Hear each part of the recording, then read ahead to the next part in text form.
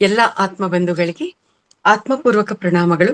ಮೊದಲಿಗೆ ನಿಮ್ಮೆಲ್ಲರ ಪ್ರೀತಿಯ ಗುರುಗಳಾದಂತ ಬ್ರಹ್ಮರ್ಷಿ ಪಿತಾಮಹ ಶ್ರೀ ಸುಭಾಷ್ ಪತ್ರಿಜಿಯವರಿಗೆ ಮತ್ತು ಗುರುಮಾತೆ ಸ್ವರ್ಣಮಾಲ ಪತ್ರಿ ಅಮ್ಮನವರಿಗೆ ಅನಂತಾನಂತ ಆತ್ಮಪೂರ್ವಕ ಪ್ರಣಾಮಗಳನ್ನ ಅರ್ಪಿಸುತ್ತಾ ಈ ದಿನದ ಈ ಕಾರ್ಯಕ್ರಮವನ್ನ ಮುಂದುವರಿಸೋಣ ಮಾಸ್ಟರ್ಸ್. ಮಹಾವತಾರ್ ಫೌಂಡೇಶನ್ ಇದರ ಝೂಮ್ ವೇದಿಕೆಯಲ್ಲಿ ನಿರಂತರವಾಗಿ ಧ್ಯಾನ, ಸ್ವಾಧ್ಯಾಯ, ಸಜ್ಜನ ಸಾಂಗತ್ಯ ಅನ್ನುವಂಥದ್ದು ನಡೀತಾ ಬರ್ತಾ ಇದೆ ಮಾಸ್ಟರ್ಸ್. ಪ್ರಸ್ತುತ ಈ ವೇದಿಕೆಯಲ್ಲಿ ಸ್ವಾಧ್ಯಾಯ ನಡೀತಾ ಇದ್ದು, ಸ್ವಾಧ್ಯಾಯಕ್ಕಾಗಿ ಆಯ್ಕೆ ಮಾಡಿಕೊಂಡಿರ್ತಕ್ಕಂಥ ಪುಸ್ತಕದ ಹೆಸರು ಪತ್ರಿಜಿ ಪ್ರಬೋಧನೆಗಳು. ಮಾಸ್ಟರ್ಸ್, ಮೂಲತಃ ಈ ಪುಸ್ತಕ ತೆಲುಗು ಭಾಷೆಯಲ್ಲಿದೆ ಮಾಸ್ಟರ್ಸ್. ಈ ಒಂದು ಪುಸ್ತಕದ ತೆಲುಗು ಭಾಷೆಯಲ್ಲಿ ಇರ್ತಕ್ಕಂಥ ಪುಸ್ತಕದ ಮಾಹಿತಿಯನ್ನ ಟೀಮ್ ಜಗದ್ಗುರು ಪತ್ರಿಜಿ ಅವರಿಂದ ಸಂಗ್ರಹಿಸಲ್ಪಟ್ಟು ಈ ಒಂದು ಪುಸ್ತಕದ ರೂಪಕ್ಕೆ ತಂದಿರ್ತಕ್ಕಂಥದ್ದು. ಇದನ್ನ ಕನ್ನಡ ಭಾಷೆಗೆ ಭಾವಾನುವಾದ ಮಾಡುವಂತ ಅವಕಾಶ ನನಗೆ ಸಿಕ್ಕಿರ್ತಕ್ಕಂಥದ್ದು. ಮಾಸ್ಟರ್ಸ್, ಇದುವರೆಗೂ ಈ ಪುಸ್ತಕದಲ್ಲಿ ನಾವು 3 ಚಾಪ್ಟರ್ಗಳಲ್ಲಿ ಇರ್ತಕ್ಕಂಥ ವಿಚಾರಗಳನ್ನ ಗಮನಿಸಿದ್ವಿ. ಇವತ್ತು ನಾವು 4ನೇ ಚಾಪ್ಟರ್ನ ವಿಚಾರಗಳನ್ನ ಗಮನಿಸೋಣ ಮಾಸ್ಟರ್ಸ್. 4ನೇ ಚಾಪ್ಟರ್ಗೆ ಇರ್ತಕ್ಕಂಥ ಶೀರ್ಷಿಕೆ ಏನು ಅಂತಂದ್ರೆ ದೃಷ್ಟಿಯಂತೆಯೇ ಸೃಷ್ಟಿ. ದೃಷ್ಟಿಯಂತೆಯೇ ಸೃಷ್ಟಿ ಅಂದ್ರೆ ಈ ಒಂದು ಟೈಟಲ್ ಅನ್ನೇ ನಾವು ಗಮನಿಸಿದಾಗ, ದೃಷ್ಟಿಯಂತೆಯೇ ಸೃಷ್ಟಿ ಅಂತಂದಾಗ ಯದ್ಭಾವಂ ತದ್ಭವತಿ, ಈ ರೀತಿಯಾದ ಒಂದು ಅರ್ಥ ನಮ್ಗೆ ಇಲ್ಲಿ ಅರ್ಥ ಆಗ್ತಾ ಬರುತ್ತೆ ಮಾಸ್ಟರ್ಸ್. ಅಂದ್ರೆ ಈ ನಮ್ಮ ದೃಷ್ಟಿ ಹೇಗಿರ್ಬೇಕು, ನಮ್ಮ ದೃಷ್ಟಿ ಅನ್ನುವಂಥದ್ದು ಹೇಗೆ ಅಲ್ಲಿ ಕ್ರಿಯೇಟ್ ಆಗತ್ತೆ, ನಮ್ಮ ಆಲೋಚನೆಗಳಿಂದ ಕ್ರಿಯೇಟ್ ಆಗತ್ತೆ. ನಮ್ಮ ಆಲೋಚನೆಗಳು ಯಾವ ರೀತಿಯಾಗಿರುತ್ತೋ ನಮ್ಮ ದೃಷ್ಟಿ ಅದೇ ರೀತಿಯಾಗಿ ಇರುತ್ತೆ. ನಮ್ಮ ಅಂತರ್ಗತವಾಗಿರ್ತಕ್ಕಂಥ ಸ್ಥಿತಿಗತಿಗಳು ಹೇಗಿರುತ್ತೋ ನಮ್ಮ ದೃಷ್ಟಿ ಅದೇ ರೀತಿಯಾಗಿ ಇರುತ್ತೆ. ಸೊ ನಮ್ಮ ಅಂತರ್ಗತ ಸ್ಥಿತಿಗೆ ಅನುಗುಣವಾಗಿ ನಮ್ಮ ದೃಷ್ಟಿ ಇರುತ್ತೆ. ನಮ್ಮ ದೃಷ್ಟಿಗೆ ಅನುಗುಣವಾಗಿ ಎಲ್ಲವೂ ಸೃಷ್ಟಿ ಆಗ್ತಾ ಇರುತ್ತೆ. Everything is mirror of us ಅಂತ ಹೇಳ್ತಾರೆ. ಪ್ರತಿಯೊಂದು ನಮ್ಮ ಅಂತರ್ಗತ ಸ್ಥಿತಿಗೆ ಕನ್ನಡಿಯಾಗಿ ಇರುವಂತದ್ದು ಹೊರಗಿನ ಎಲ್ಲ ಸಿಚುಯೇಷನ್ಸು ಅನ್ನುವಂಥದ್ದು ನಮ್ಗಿಲ್ಲಿ ತಿಳಿಸಿರ್ತಕ್ಕಂಥದ್ದು. ಅಂದ್ರೆ ಇಲ್ಲಿ ನಾವ್ ಏನಾಗಿರ್ತೀವೋ ನಮ್ಗೆ ಅದೇ ನಮ್ಮ ಜೀವನದಲ್ಲಿ ಬರ್ತಾ ಇರುತ್ತೆ. ನಾವ್ ಏನಾಗಿರ್ತೀವೋ ಅದೇ ನಮ್ಮ ಜೀವನದಲ್ಲಿ ಸೃಷ್ಟಿ ಆಗ್ತಾ ಇರುತ್ತೆ. ಅದ್ ನಮ್ಗೆ ಇಷ್ಟ ಆದ್ರೂ ಕಷ್ಟ ಆದ್ರೂ, ಒಳ್ಳೇದಾದ್ರೂ ಕೆಟ್ಟದ್ದಾದ್ರೂ, ಬೇಕು ಅಂತ ಅನ್ಸಿದ್ರು ಬೇಡ ಅಂತ ಅನ್ಸಿದ್ರು, ಅದೆಲ್ಲವೂ ಕೂಡ ನಮ್ಮ ದೃಷ್ಟಿ ಅಲ್ಲಿ ಇರೋದ್ರಿಂದಾನೇ ಅದು ನಮ್ಮ ಜೀವನದಲ್ಲಿ ಬರ್ತಾ ಇರುತ್ತೆ ಅನ್ನುವಂತ ಒಂದು ಸತ್ಯವನ್ನ, ಇದೊಂದು ಅದ್ಭುತವಾದ ಆಧ್ಯಾತ್ಮಿಕ ಸೂತ್ರ. ಈ ಒಂದು ಸೂತ್ರವನ್ನ ಪತ್ರಿಜಿಯವರು ನಮ್ಗಿಲ್ಲಿ ಅರ್ಥ ಮಾಡಿಸುವಂತ ಒಂದು ಪ್ರಯತ್ನವನ್ನ ಮಾಡಿದ್ದಾರೆ. ಎಸ್ ಮಾಸ್ಟರ್ಸ್, ಅದನ್ನ ಎಷ್ಟು ಅದ್ಭುತವಾಗಿರ್ತಕ್ಕಂಥ ಉದಾಹರಣೆಗಳನ್ನ ಕೊಡ್ತಾ ತಿಳಿಸ್ತಾ ಬರ್ತಾರೆ ಅಂತಂದ್ರೆ, ಪತ್ರಿಜಿಯವರು ಆ ಒಂದು ವಿಡಿಯೋ ಮಾಡುವಂತ ಸಂದರ್ಭದಲ್ಲಿ ಆ ಒಂದು ಸಿಚುಯೇಷನ್ ಅಲ್ಲಿ ಏನಿರುತ್ತೆ ಅದನ್ನೇ ಉದಾಹರಣೆಯಾಗಿ ಕೊಡ್ತಾರೆ. ನೋಡಿ, ನಾವು ಏನು ನೋಡ್ತೀವೋ ನಾವು ನೋಡುವಂಥದ್ದು ಅನಂತವಾಗಿದೆ.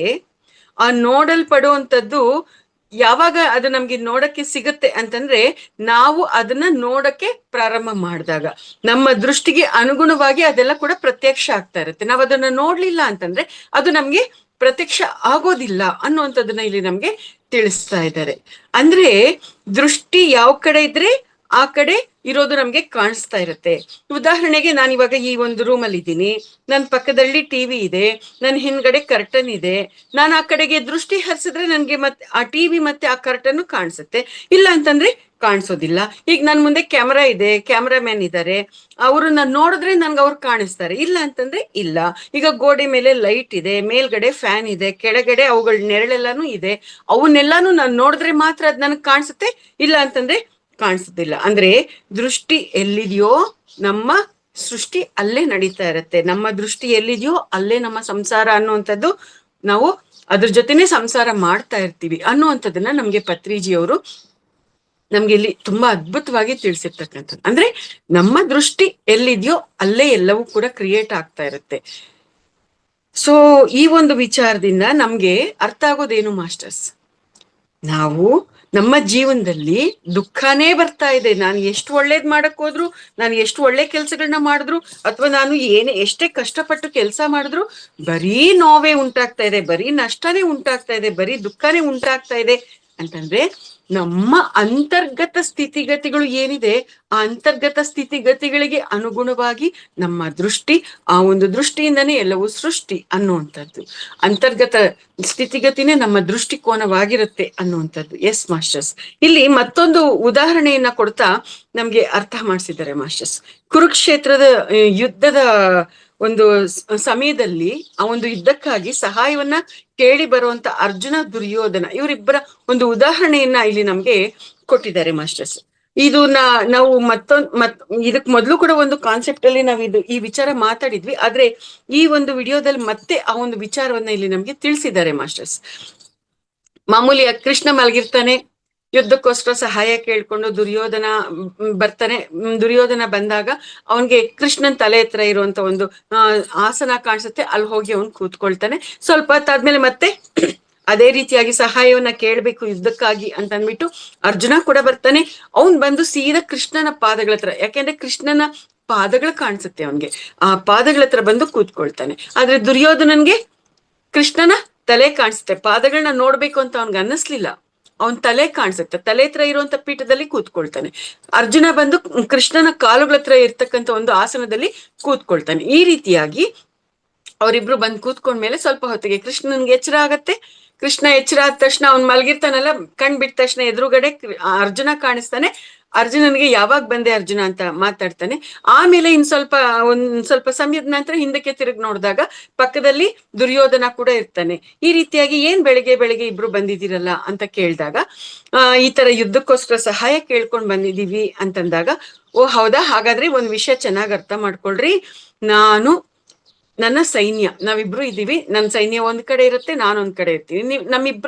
ನಮ್ಮೆರಡರಲ್ಲಿ ನಿಮ್ಗೆ ಯಾರಿಗೆ ಯಾವ್ದು ಬೇಕೋ ಅದೇ ಕೊಡಲ್ಪಡುತ್ತೆ. ಆದ್ರೆ ಎರಡನ್ನೂ ಕೂಡ ಒಬ್ರಿಗೆ ಕೊಡಕ್ ಸಾಧ್ಯ ಇಲ್ಲ ಅಂತ ಅಂದ್ಬಿಟ್ಟು ಹೇಳ್ತಾರೆ. ಆ ರೀತಿಯ ಹೇಳಿದಾಗ ಆಗ ಸರಿ, ಇವಾಗ ಅರ್ಜುನ ನೀನ್ ಕೇಳು ಅಂತ ಹೇಳ್ತಾನೆ. ಆದ್ರೆ ದುರ್ಯೋಧನನ್ಗೆ ಮನಸ್ಸಿನಲ್ಲಿ ಒಂದು ವಿಚಾರ ಇರುತ್ತೆ. ಫಸ್ಟ್ ಏನಾದ್ರು ಅರ್ಜುನನ್ಗೆ ಕೇಳೋದಕ್ಕೆ ಅವಕಾಶ ಕೊಟ್ಬಿಟ್ರೆ, ಅವನೇನಾದ್ರೂ ಸೈನ್ಯ ಕೇಳ್ಬಿಟ್ರೆ ಹೆಂಗಪ್ಪ ಅಂತ ಚಿಂತೆ ಇರುತ್ತೆ. ಆದ್ರೆ ಅಲ್ಲಿ ಅರ್ಜುನ ಸೈನ್ಯವನ್ನ ಕೇಳೋದಿಲ್ಲ ಮಾಸ್ಟರ್ಸ್. ಅವಾಗ ಅರ್ಜುನ ಏನ್ ಕೇಳ್ತಾನೆ, ಪರಮಾತ್ಮ ನನಗೆ ನಿನ್ನ ಸೈನ್ಯ ಬೇಡ, ನನಗೆ ನೀನೇ ಬೇಕು ಅಂತ ಕೇಳ್ತಾನೆ. ಅಂದ್ರೆ ಇಲ್ಲಿ ಅರ್ಜುನ ಆ ಒಂದು ಕೃಷ್ಣ ಮಲಗಿರ್ತಕ್ಕಂಥ ಕೋಣೆಗೆ ಬಂದಾಗ ಅವನ ಸ್ಥಿತಿಗತಿ ಏನಾಗಿತ್ತು, ಭಕ್ತಿ ಭಾವದಿಂದ ಸಂಪೂರ್ಣ ಶರಣಾಗತಿಯ ಸ್ಥಿತಿಯಲ್ಲಿ ಇದ್ದಿದ್ರಿಂದ ಕೃಷ್ಣನ ಪಾದಗಳೇ ಕಾಣಿಸ್ತು ಅವನ್ಗೆ. ಅವನ ದೃಷ್ಟಿಗೆ ಅನುಗುಣವಾಗೇನೆ ಕೃಷ್ಣನ ಪಾದಗಳು ಕಾಣಿಸ್ತು. ಅದೇನೇ ದುರ್ಯೋಧನನ ಒಂದು ಸ್ಥಿತಿಗತಿ ಹೇಗಿತ್ತು, ಅಹಂ, ಏನು ನಾನು ಈ ಕೃಷ್ಣನ್ ಕಾಲಗಳ ಹತ್ರ ಕೂತ್ಕೋಬೇಕಾ, ನಾನ್ ಯಾಕೆ ಕೂತ್ಕೋಬೇಕಾ, ನಾನು ಅವನ ತಲೆ ಹತ್ರ ಕೂತ್ಕೋತೀನಿ, ನಾನೇನು ಅಷ್ಟೊಂದು ಕಡಿಮೆನಾ ಅನ್ನುವಂತ ಒಂದು ಪ್ರೈಡ್, ಅಹಂಭಾವ ಇತ್ತು. ಅದಕ್ಕೆ ಅನುಗುಣವಾಗಿ ದುರ್ಯೋಧನ ಕೃಷ್ಣನ ತಲೆ ಹತ್ರ ಕೂತ್ಕೊಂಡ. ಸೊ ಅವರ ದೃಷ್ಟಿಗೆ ಅನುಗುಣವಾಗಿ ಅವರು ಹೆಂಗ್ ಬೇಕೋ ಹಂಗೆ ನಡ್ಕೊಂಡ್ರು. ಅದಕ್ಕೆ ತಕ್ಕಂತಹ ಫಲವನ್ನ ಇವಾಗ ಅವರು ಪಡಿತಾ ಇರ್ತಕ್ಕಂಥದ್ದು. ಇಲ್ಲಿ ಫಸ್ಟ್ ದುರ್ಯೋಧನ ಬಂದಿದ್ರು ಕೂಡ ಮೊದಲನೇ ಅವಕಾಶ ಕೃಷ್ಣ ಅರ್ಜುನನ್ಗೆ ಕೊಡ್ತಾನೆ. ಯಾಕೆ ಅಂತಂದ್ರೆ ಮೊದಲು ನಾನು ನೋಡಿದ್ದು ಅರ್ಜುನನನ್ನ, ಅದಕ್ಕೋಸ್ಕರ ಅರ್ಜುನನ್ಗೆ ಮೊದಲನೇ ಅವಕಾಶ ಅಂತ ಹೇಳ್ತೇನೆ. ದುರ್ಯೋಧನ ನಾನಲ್ವಾ ಫಸ್ಟ್ ಬಂದಿದ್ದು ಅಂತ ಕೇಳಿದ್ರು ಕೂಡ ನಿನ್ ಲಾಜಿಕ್ ನಿನಗಿದ್ರೆ ನನ್ ಲಾಜಿಕ್ ನನಗಿರುತ್ತೆ. ನೀನ್ ಫಸ್ಟ್ ಬಂದಿದ್ರು ಕೂಡ ನಾನ್ ಫಸ್ಟ್ ನೋಡಿದ್ದ ಅರ್ಜುನನ್ನ ಅಂತ ಅಂದ್ಬಿಟ್ಟು ಅವಕಾಶ ಅರ್ಜುನನ್ಗೆ ಕೊಡ್ತಾನೆ. ಅಂದ್ರೆ ದೈವದ ದೃಷ್ಟಿ ದೈವಕ್ಕೆ ಇದೆ, ಅರ್ಜುನನ ದೃಷ್ಟಿ ಅರ್ಜುನನ್ಗೆ ಇದೆ, ದುರ್ಯೋಧನನ ದೃಷ್ಟಿ ದುರ್ಯೋಧನನ್ಗೆ ಇದೆ. ಸೊ ಹಾಗಾಗಿ ಮೊದಲನೇ ಅವಕಾಶ ಅರ್ಜುನನಿಗೆ ಸಿಕ್ಕಿದಾಗ ಅರ್ಜುನ ಏನ್ ಕೇಳ್ತಾನೆ, ನನಗೆ ನಿನ್ನ ಸೈನ್ಯ ಬೇಡ, ನನಗೆ ನೀನೇ ಬೇಕು ಅಂತಂದಾಗ ಅರ್ಜುನನ್ಗೆ ಸೈನ್ಯ ಅಲ್ಲ, ಕೃಷ್ಣನೇ ಅಲ್ಲಿ ಕೊಡಲ್ಪಡೋದು ನಡೆಯುತ್ತೆ. ಕೃಷ್ಣನೇ ಅರ್ಜುನನ್ ಕಡೆಗೆ ಹೋಗ್ತಾನೆ. ದುರ್ಯೋಧನ ಏನ್ ಬೇಕು ಅಂದ್ಕೊಂಡ, ಸೈನ್ಯ ಬೇಕು ಅಂದ್ಕೊಂಡ, ಅವನ್ಗೆ ಸೈನ್ಯನೇ ಸಿಕ್ತು. ಅಂದ್ರೆ ಯಾರು ಏನ್ ಬೇಕು ಅನ್ನುವಂತ ಒಂದು ಸ್ಥಿತಿಗತಿಯಲ್ಲಿ ಇರ್ತಾರೆ, ಆ ಸ್ಥಿತಿಗತಿಗೆ ಅನುಗುಣವಾಗಿ ಆ ಒಂದು ದೃಷ್ಟಿಕೋನಕ್ಕೆ ಅನುಗುಣವಾಗಿ ಅವ್ರಿಗೆ ಏನ್ ಸಿಗ್ಬೇಕಾಗಿದೆಯೋ ಅವ್ರಿಗೆ ಅದೇ ಸಿಗ್ತಾ ಬಂದಿದೆ ಅನ್ನುವಂಥದ್ದು. ಅಂದ್ರೆ ದೃಷ್ಟಿಯಂತೆಯೇ ಸೃಷ್ಟಿ. ಅರ್ಜುನನ ದೃಷ್ಟಿಯಂತೆ ಅವನಿಗೆ ಕೃಷ್ಣನ ಸೃಷ್ಟಿ ಆಯ್ತು, ದುರ್ಯೋಧನನ ದೃಷ್ಟಿಯಂತೆಯೇ ಅವನಿಗೆ ಸೈನ್ಯದ ಸೃಷ್ಟಿ ಆಯ್ತು ಮಾಸ್ಟರ್ಸ್. ಈ ರೀತಿಯಾಗಿ ಆ ಒಂದು ವಿಚಾರವನ್ನ ತಿಳಿಸ್ತಾ ನಮ್ಗೆ ದೃಷ್ಟಿಯಂತೆಯೇ ಸೃಷ್ಟಿ ಅನ್ನೋದನ್ನ ಅರ್ಥ ಮಾಡಿಸಿದ್ದಾರೆ. ಮತ್ತೊಂದು ಉದಾಹರಣೆಯನ್ನ ಕೊಟ್ಟಿದ್ದಾರೆ. ಭೀಷ್ಮಾಚಾರ್ಯರು ಯುದ್ಧ ಮಾಡ್ಬೇಕಾದ್ರೆ ಭೀಷ್ಮಾಚಾರ್ಯರು ಕೌರವರ ಪರವಾಗಿ ಅಧರ್ಮದ ಪಕ್ಷವನ್ನ ವಹಿಸ್ತಾ ಅವ್ರು ಯುದ್ಧವನ್ನ ಮಾಡ್ತಾ ಇರ್ತಾರೆ. ನಿನ್ನೆ ಕೂಡ ಈ ವಿಚಾರವನ್ನ ನಾವು ಮಾತಾಡಿದ್ವಿ. ಆದ್ರೆ ಅವ್ರು ಯಾವ ರೀತಿಯಲ್ಲಿ ಯುದ್ಧ ಮಾಡ್ತಾ ಇದ್ದಾರೆ, ಅಧರ್ಮದ ಪಕ್ಷದಲ್ಲಿದ್ರು ಅವ್ರಿಗೆ ಗೊತ್ತು, ನಾನ್ ನಿಂತಿರೋದು ಅಧರ್ಮದ ಪಕ್ಷ ಅಂತ ಅವ್ರಿಗೆ ಗೊತ್ತು. ಪಾಂಡವರು ಧರ್ಮ ಮಾರ್ಗದಲ್ಲಿ ಇರುವಂತವ್ರು ಅಂತ ಕೂಡ ಗೊತ್ತು. ಆದ್ರೆ ಅಲ್ಲಿ ಭೀಷ್ಮಾಚಾರ್ಯರು ಅಧರ್ಮದ ಪಕ್ಷದಲ್ಲಿ ಇದ್ರು ಕೂಡ ಈಗ ನಾನು ಅಧರ್ಮನೋ ಧರ್ಮನೋ ಅದ್ರಲ್ಲಿ ಗೊತ್ತಿಲ್ಲ, ನಾನು ಇರುವಂತ ಸ್ಥಳದಲ್ಲಿ ನಾನು ಯುದ್ಧ ಮಾಡ್ಬೇಕಾಗಿರೋದು ನನ್ನ ಧರ್ಮ. ಈ ಒಂದು ಧರ್ಮದ ಪ್ರಕಾರ ಎದುರುಗಡೆ ಇರ್ತಕ್ಕಂಥವ್ರು ಪಾಂಡವರ ಧರ್ಮಿಷ್ಠರ ಅಥವಾ ಇನ್ನೇನ, ಅದು ನನಗ್ ಬೇಕಾಗಿಲ್ಲ. ನಾನು ಅವ್ರ ಜೊತೆ ಯುದ್ಧ ಮಾಡ್ತಾ ಇದ್ದೀನಿ ಅಂತಂದ್ರೆ ಅವರು ನನ್ನ ಶತ್ರುಗಳು. ನಾನು ಶತ್ರುಗಳ ವಿರುದ್ಧ ನಾನು ಯುದ್ಧ ಮಾಡ್ಬೇಕು, ಪ್ರಾಮಾಣಿಕವಾಗಿ ಯುದ್ಧ ಮಾಡ್ಬೇಕು, ಶತ್ರುಗಳನ್ನ ನಾಶ ಮಾಡ್ಬೇಕು, ಶತ್ರುಗಳನ್ನ ಸೋಲಿಸ್ಬೇಕು. ಇದು ನನ್ನ ಧರ್ಮ.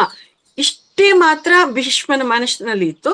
ಸೊ ಹಾಗಾಗಿ ಭೀಷ್ಮಾಚಾರ್ಯರು ಹೆಂಗೆ ಯುದ್ಧ ಮಾಡ್ತಾ ಇದ್ರು, ಪಾಂಡವರನ್ನ ಶತ್ರುಗಳು ಅಂತ ಭಾವಿಸ್ತಾ ಅವರ ಸೈನ್ಯವನ್ನ ನುಜ್ಜುಗುಜ್ಜು ಮಾಡ್ತಾ ಇದ್ರು. ಆದ್ರೆ ಈ ಕಡೆ ಅರ್ಜುನ ಯಾವ ಸ್ಥಿತಿಯಲ್ಲಿ ಯುದ್ಧ ಮಾಡ್ತಾ ಇದ್ದ? ಅರ್ಜುನನ ಎದೆ ತುಂಬಾ ಭೀಷ್ಮಾಚಾರ್ಯರು ನನ್ನ ತಾತ ಅನ್ನುವಂಥದ್ದೇ ಇತ್ತು. ಆ ಅರ್ಜುನನಿಗೆ ಭೀಷ್ಮಾಚಾರ್ಯರು ಅವರು ಶತ್ರು ಪಕ್ಷದಲ್ಲಿದ್ದಾರೆ, ಶತ್ರು ಪಕ್ಷದ ನಾಯಕತ್ವವನ್ನ ವಹಿಸಿದ್ದಾರೆ, ಅವರು ಅಧರ್ಮದ ಪಕ್ಷವನ್ನ ವಹಿಸಿದ್ದಾರೆ ಅನ್ನುವಂಥ ಆಲೋಚನೆ ಅವನಿಗೆ ಬರ್ತಾ ಇಲ್ಲ. ನನ್ನ ತಾತ ಅನ್ನುವಂಥದ್ದೇ ಆತನಿಗೆ ಆಲೋಚನೆ ಇದೆ. ಹಾಗಾಗಿ ಅಲ್ಲಿ ಏನಾಯ್ತು, ಅವನು ಸರಿಯಾಗಿ ಪೂರ್ಣ ಪ್ರಮಾಣದಲ್ಲಿ ಒಬ್ಬ ಶತ್ರುವಿನ ವಿರುದ್ಧ ಯಾವ ರೀತಿಯಾಗಿ ತನ್ನ ಸಂಪೂರ್ಣ ಸಾಮರ್ಥ್ಯವನ್ನ ಇಟ್ಟು ಯುದ್ಧ ಮಾಡುವಂತ ಕೆಪಾಸಿಟಿ ಇತ್ತು, ಆ ಒಂದು ಕೆಪಾಸಿಟಿಯಿಂದ ಅವನು ಯುದ್ಧ ಮಾಡಕ್ಕೆ ಆಗ್ತಾ ಇಲ್ಲ. ಅಲ್ಲಿ ಏನಾಗ್ತಾ ಇದೆ, ಪಾಂಡವರ ಸೈನ್ಯ ನುಜ್ಜುಗುಜ್ಜಾಗ್ತಾ ಇದೆ. ಅರ್ಜುನ ಹಿಂದಿಂದೇನೆ ಇರೋ ಹಾಗೆ ಆಗ್ತಾ ಇದೆ. ತನ್ನ ತಾತನಿಗೆ ಏನೋ ತೊಂದರೆ ಆಗದಂತೆ ಅವನು ಯುದ್ಧ ಮಾಡ್ತಾ ಇದ್ದಾನೆ. ಇಂಥ ಒಂದು ಪರಿಸ್ಥಿತಿಯಲ್ಲಿ ಅರ್ಜುನನ ದೃಷ್ಟಿಕೋನ ಹೇಗಿತ್ತೋ ಆ ದೃಷ್ಟಿಕೋನಕ್ಕೆ ಅನುಗುಣವಾಗಿಯೇ ಅವನು ಯುದ್ಧ ಮಾಡ್ತಾ ಇದ್ದ. ಭೀಷ್ಮಾಚಾರ್ಯರ ದೃಷ್ಟಿ ಹಾಗಿದೆ, ಅರ್ಜುನನ ದೃಷ್ಟಿ ಹೀಗಿದೆ. ಆ ದೃಷ್ಟಿಗೆ ಅನುಗುಣವಾಗಿ ಅಲ್ಲಿ ಯುದ್ಧ ಅನ್ನೋದು ನಡೀತಾ ಇದೆ. ಆ ದೃಷ್ಟಿಗೆ ಅನುಗುಣವಾಗಿ ಅದರ ಫಲವನ್ನು ಕೂಡ ಅವರು ಪಡಿತಾ ಇದ್ದಾರೆ. ಅಂದ್ರೆ ದೃಷ್ಟಿಯಂತೆಯೇ ಸೃಷ್ಟಿ. ಈ ರೀತಿಯಾಗಿರ್ಬೇಕಾದ್ರೆ ಕೃಷ್ಣ ಏನ್ ಮಾಡ್ದ? ಓಹೋ, ಈ ರೀತಿಯಾಗಿರ್ತಕ್ಕಂಥ ಅರ್ಜುನನ ಸ್ಥಿತಿ ಇದೇ ರೀತಿಯಾಗಿದ್ರೆ ಈ ಒಂದು ಕುರುಕ್ಷೇತ್ರ ಯುದ್ಧದ ಒಂದು ಪರಮಾರ್ಥ ಏನಿದೆ ಅದು ನೆರವೇರುವುದಿಲ್ಲ. ಸೊ ಅರ್ಜುನನ ದೃಷ್ಟಿಕೋನ ಬದಲಾಯಿಸ್ಬೇಕು ಅನ್ನುವಂಥದ್ದು ಕೃಷ್ಣನ್ಗೆ ಅರ್ಥ ಆಗತ್ತೆ. ಸೊ ಅಲ್ಲಿ ಕೃಷ್ಣ ಎದ್ದೊಳ್ತಾನೆ. ಯಾವ ರೀತಿಯಾಗಿ ಎದ್ದೊಳ್ತಾನೆ? ಅರ್ಜುನನಲ್ಲಿ ಬದಲಾವಣೆ ಬರಬೇಕು, ಆ ರೀತಿಯಾಗಿರ್ತಕ್ಕಂಥ ಒಂದು ಹೆಜ್ಜೆಯನ್ನ ಆತ ಹಾಕ್ತಾನೆ. ಅಂದ್ರೆ ಇಲ್ಲಿ ಯಾವ ರೀತಿಯಾಗಿ ಕೃಷ್ಣ ಎದ್ದೊಳ್ತಾನೆ ಅಂತಂದ್ರೆ, ಅಲ್ಲಿ ಭೀಷ್ಮಾಚಾರ್ಯರು ನಿರ್ದಾಕ್ಷಿಣ್ಯವಾಗಿ ಪಾಂಡವರ ಸೈನ್ಯವನ್ನ ಕೊಲ್ತಾ ಇದ್ರೆ ಆಗ ಅಲ್ಲಿ ಕೃಷ್ಣ ನಾನೇ ಈ ಭೀಷ್ಮಾಚಾರ್ಯರನ್ನ ಕೊಲ್ತೀನಿ, ಅರ್ಜುನ ನೀನ್ ಸರಿಯಾಗಿ ಯುದ್ಧ ಮಾಡ್ತಾ ಇಲ್ಲ, ನಾನೇ ಆ ಭೀಷ್ಮನನ್ನ ಕೊಲ್ತೀನಿ, ನಾನು ಆಯುಧವನ್ನ ಹಿಡಿಯೋದಿಲ್ಲ ಅಂತ ಹೇಳಿದ್ರು ಕೂಡ ಭೀಷ್ಮರನ್ನ ಕೊಲ್ಲೋದಿಕ್ಕೋಸ್ಕರ ನಾನು ಆಯುಧವನ್ನ ಹಿಡಿತೀನಿ, ಅಧರ್ಮವನ್ನ ನಾನು ನಿರ್ನಾಮ ಮಾಡೋದಿಕ್ಕೋಸ್ಕರ, ಧರ್ಮವನ್ನ ಸಂಸ್ಥಾಪನೆ ಮಾಡೋದಿಕ್ಕೋಸ್ಕರ ನಾನು ಯುದ್ಧವನ್ನ ಮಾಡ್ತೀನಿ ಅಂತ ಅಂದ್ಬಿಟ್ಟು ಅಲ್ಲಿ ಯಾವುದೋ ಒಂದು ರಥದ ಚಕ್ರ ಬಿದ್ದಿದ್ರೆ ಅದನ್ನೇ ತಗೊಂಡು ಭೀಷ್ಮಾಚಾರ್ಯರ ಮೇಲೆ ಯುದ್ಧ ಮಾಡೋದಿಕ್ಕೆ ಹೆಜ್ಜೆಯನ್ನ ಹಾಕ್ತಾನೆ ಮಾಸ್ಟರ್ಸ್. ಆಗ ಅರ್ಜುನನಿಗೆ ಜ್ಞಾನೋದಯ ಆಗತ್ತೆ. ಅರೆ ಹೌದಲ್ವಾ, ಭೀಷ್ಮಾಚಾರ್ಯರು ಇರುವಂತದ್ದು ಅಧರ್ಮದ ಪಕ್ಷದಲ್ಲಿ ಇರುವಂತವ್ರನ್ನ ಕೊಲ್ಬೇಕಾಗಿರೋದು ನನ್ನ ಧರ್ಮ ಅನ್ನುವಂಥದ್ದು ಆಗ ಅವನಿಗೆ ಅರಿವಿಗೆ ಬಂದಾಗ ಆಗ ಅರ್ಜುನ ಏನ್ ಮಾಡ್ತಾನೆ, ಆಗ ಅವನ್ ತಪ್ಪು ಅವನಿಗೆ ಅರಿವಾಗತ್ತೆ. ತಕ್ಷಣ ಬಂದು ಕೃಷ್ಣನ ಕಾಲನ್ನ ಹಿಡ್ಕೊಳ್ತಾನೆ. ಕೃಷ್ಣ, ನನ್ನ ತಪ್ಪೇನು ಅನ್ನೋದು ನನ್ಗೆ ಅರ್ಥ ಆಗಿದೆ, ನೀನು ಈ ಒಂದು ಕೆಲಸ ಮಾಡ್ಬೇಡ, ಭೀಷ್ಮಾಚಾರ್ಯರನ್ನ ಕೊಲ್ಲೋ ಕೆಲಸ ನಾನೇ ಮಾಡ್ಬೇಕಾಗಿರೋದು, ಈ ಒಂದು ಕೆಲಸನ ನೀನ್ ಕೈಗೆ ತಗೋಬೇಡ, ದಯವಿಟ್ಟು ನನ್ನನ್ನ ಕ್ಷಮಿಸು, ಭೀಷ್ಮಾಚಾರ್ಯರನ್ನ ನಾನೇ ಕೊಲ್ತೀನಿ, ನೀನು ನಿನ್ನ ಶಕ್ತಿಯನ್ನ ಉಪಸಂಹಾರ ಮಾಡ್ಕೊ ಅಂತ ಪ್ರಾರ್ಥನೆ ಮಾಡ್ಕೊಳ್ತಾನೆ. ಈಗ ನೀನ್ ದಾರಿಗೆ ಬಂದಿದೀಯಾ ಅಂತ ಕೃಷ್ಣ ಏನ್ ಮಾಡ್ದ, ಮತ್ತೆ ಕೂಲ್ ಆಗ್ಬಿಟ್ಟ, ಮತ್ತೆ ರಥದಲ್ಲಿ ಸಾರಥಿಯಾಗಿ ಕೂತ್ಕೊಂಡ. ಆಗ ಮತ್ತೆ ಇವನು ಅರ್ಜುನ ಹೇಗೆ ಯುದ್ಧ ಮಾಡ್ದ, ಎಸ್ ಇವರು ನನ್ನ ತಾತ ಅಲ್ಲ, ಅಧರ್ಮ ಪಕ್ಷದ ನಾಯಕ, ಅಧರ್ಮವನ್ನ ಪ್ರತಿನಿಧಿಸ್ತಾ ಇರ್ತಕ್ಕಂಥ ಅಧರ್ಮದಲ್ಲಿ ಇರ್ತಕ್ಕಂಥ ಅವನು ನನ್ನ ಶತ್ರು ಸೈನ್ಯದಲ್ಲಿ ಇರ್ತಕ್ಕಂಥ ನಾಯಕ ಇವನನ್ನ ನಾನು ಕೊಲ್ಬೇಕು ಅನ್ನುವಂತ ಒಂದು ದೃಷ್ಟಿಕೋನ ಅವನ್ಗೆ ಆಕ್ಟಿವೇಟ್ ಆಯ್ತು. ಆ ದೃಷ್ಟಿಯಿಂದ ಅವನ್ ಮತ್ತೆ ಯುದ್ಧ ಮಾಡೋದಕ್ಕೆ ಪ್ರಾರಂಭ ಮಾಡ್ದ. ಅದಕ್ಕೆ ಹಿನ್ನೆಲೆಯಾಗಿ ಅನೇಕ ವಿಚಾರ ಇರುತ್ತೆ. ಅದಕ್ಕೆ ಭೀಷ್ಮಾಚಾರ್ಯರನ್ನ ಕೊಲ್ಲೋದಿಕ್ಕೆ ಏನ್ ರಹಸ್ಯ ಅದೆಲ್ಲ ತಿಳ್ಕೊಂಡಿರ್ತಾರೆ. ಅದಕ್ಕೆ ತಕ್ಕಂತೆ ಮತ್ತೆ ಅವನು ಯುದ್ಧವನ್ನ ಮಾಡ್ತಾನೆ. ಆ ಯುದ್ಧವನ್ನ ಮಾಡ್ಬೇಕಾದ್ರೆ ನನ್ನ ಶತ್ರು ಇವರು ಅಂತಾನೆ ಯುದ್ಧ ಮಾಡ್ತಾನೆ. ಆ ಒಂದು ದೃಷ್ಟಿಕೋನದಲ್ಲಿ ಯುದ್ಧ ಮಾಡಿ ಕಡೆಗೆ ಭೀಷ್ಮಾಚಾರ್ಯರನ್ನ ಬಾಣಗಳ ಮಳೆ ಸುರಿದು ಅವರನ್ನ ನೆಲಕ್ಕೆ ಉರುಳಿಸ್ತಾನೆ. ಈ ರೀತಿಯಾಗಿ ಅರ್ಜುನ ಯಾವಾಗ ತನ್ನ ದೃಷ್ಟಿಕೋನವನ್ನ ಬದಲಾಯಿಸ್ಕೊಂಡ, ಆ ದೃಷ್ಟಿಕೋನಕ್ಕೆ ಅನುಗುಣವಾಗಿ ಅಲ್ಲಿ ಅವನು ಫಲವನ್ನ ಪಡೆಯೋದಕ್ಕೆ ಪ್ರಾರಂಭ ಮಾಡ್ದ. ಭೀಷ್ಮಾಚಾರ್ಯರು ಅವರ ದೃಷ್ಟಿಕೋನಕ್ಕೆ ಅವರು ಯುದ್ಧ ಮಾಡಿದ್ರು, ಅದಕ್ಕೆ ತಕ್ಕಂತೆ ಫಲವನ್ನ ಅವರು ಪಡಿತಾ ಬಂದ್ರು. ಅವರ ಫಲ ಏನು? ಪಾಂಡವರ ಸೈನ್ಯವನ್ನ ನಾಶ ಮಾಡುವಂಥದ್ದು. ಇಲ್ಲಿ ಏನ್ ಮಾಡ್ದ ಅರ್ಜುನ? ತನ್ನ ದೃಷ್ಟಿಕೋನಕ್ಕೆ ಅನುಗುಣವಾಗಿ ತಾನು ಯುದ್ಧ ಮಾಡ್ದ, ಅಲ್ಲಿ ಪಾಂಡವರ ಸೈನ್ಯ ನಾಶ ಆಗೋದಿಕ್ಕೆ ಬಿಟ್ಬಿಟ್ಟ. ಆಮೇಲೆ ಮತ್ತೆ ಏನ್ ಮಾಡ್ದ? ತನ್ನ ದೃಷ್ಟಿಕೋನವನ್ನ ಬದಲಾಯಿಸ್ಕೊಂಡ, ಮತ್ತೆ ಸರಿಯಾದ ರೀತಿಯಲ್ಲಿ ತನ್ನ ಶಕ್ತಿ ಸಾಮರ್ಥ್ಯಗಳಿಂದ ಯುದ್ಧ ಮಾಡ್ದ. ಅಧರ್ಮ ಪಕ್ಷದಲ್ಲಿ ಇರ್ತಕ್ಕಂಥ ಭೀಷ್ಮಾಚಾರ್ಯರನ್ನ ನೆಲಕ್ಕೆ ಉರುಳಿಸ್ದ. ಈ ರೀತಿಯಾಗಿ ಯಾವಾಗ ನಮ್ಮ ದೃಷ್ಟಿಕೋನ ಹೇಗಿರುತ್ತೋ ಆ ದೃಷ್ಟಿಕೋನಕ್ಕೆ ಅನುಗುಣವಾಗಿ ಎಲ್ಲವೂ ಕೂಡ ಸೃಷ್ಟಿ ಆಗ್ತಾ ಇರುತ್ತೆ ಅನ್ನುವಂಥದ್ದು.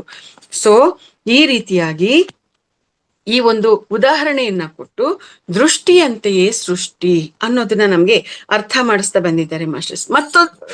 ಮತ್ತೊಂದು ಉದಾಹರಣೆಯನ್ನ ನಮ್ಗೆ ಇಲ್ಲಿ ಪತ್ರಿಜಿಯವರು ಕೊಟ್ಟಿದ್ದಾರೆ. ಏನು ಅಂತಂದ್ರೆ ರಾಮಾಯಣದ ಉದಾಹರಣೆ. ರಾಮಾಯಣದಲ್ಲಿ ರಾಮನಿಗೆ ಪಟ್ಟಾಭಿಷೇಕ ಮಾಡುವಂತ ಒಂದು ಸಂದರ್ಭ. ಆ ಸಂದರ್ಭ ಮಾರನೇ ದಿನ ರಾಮನ್ಗೆ ಪಟ್ಟಾಭಿಷೇಕ ಆಗ್ಬೇಕು. ಆದ್ರೆ ಹಿಂದಿನ ದಿನ ಕೈ ಬಂದು, ಇಲ್ಲ ರಾಮನ್ಗಲ್ಲ ಪಟ್ಟಾಭಿಷೇಕ ಮಾಡ್ಬೇಕಾಗಿರೋದು, ನನ್ನ ಮಗ ಭರತನಿಗೆ ಮಾಡ್ಬೇಕು ಅಂತ ಹೇಳುವಂಥದ್ದು. ಅದಕ್ಕೋಸ್ಕರ ಅವಳು ತನ್ನ ಗಂಡನಾಗಿರ್ತಕ್ಕಂಥ ದಶರಥ ಮಹಾರಾಜನಿಗೆ ನಿರ್ಬಂಧವನ್ನ ಹೇರುವಂಥದ್ದು.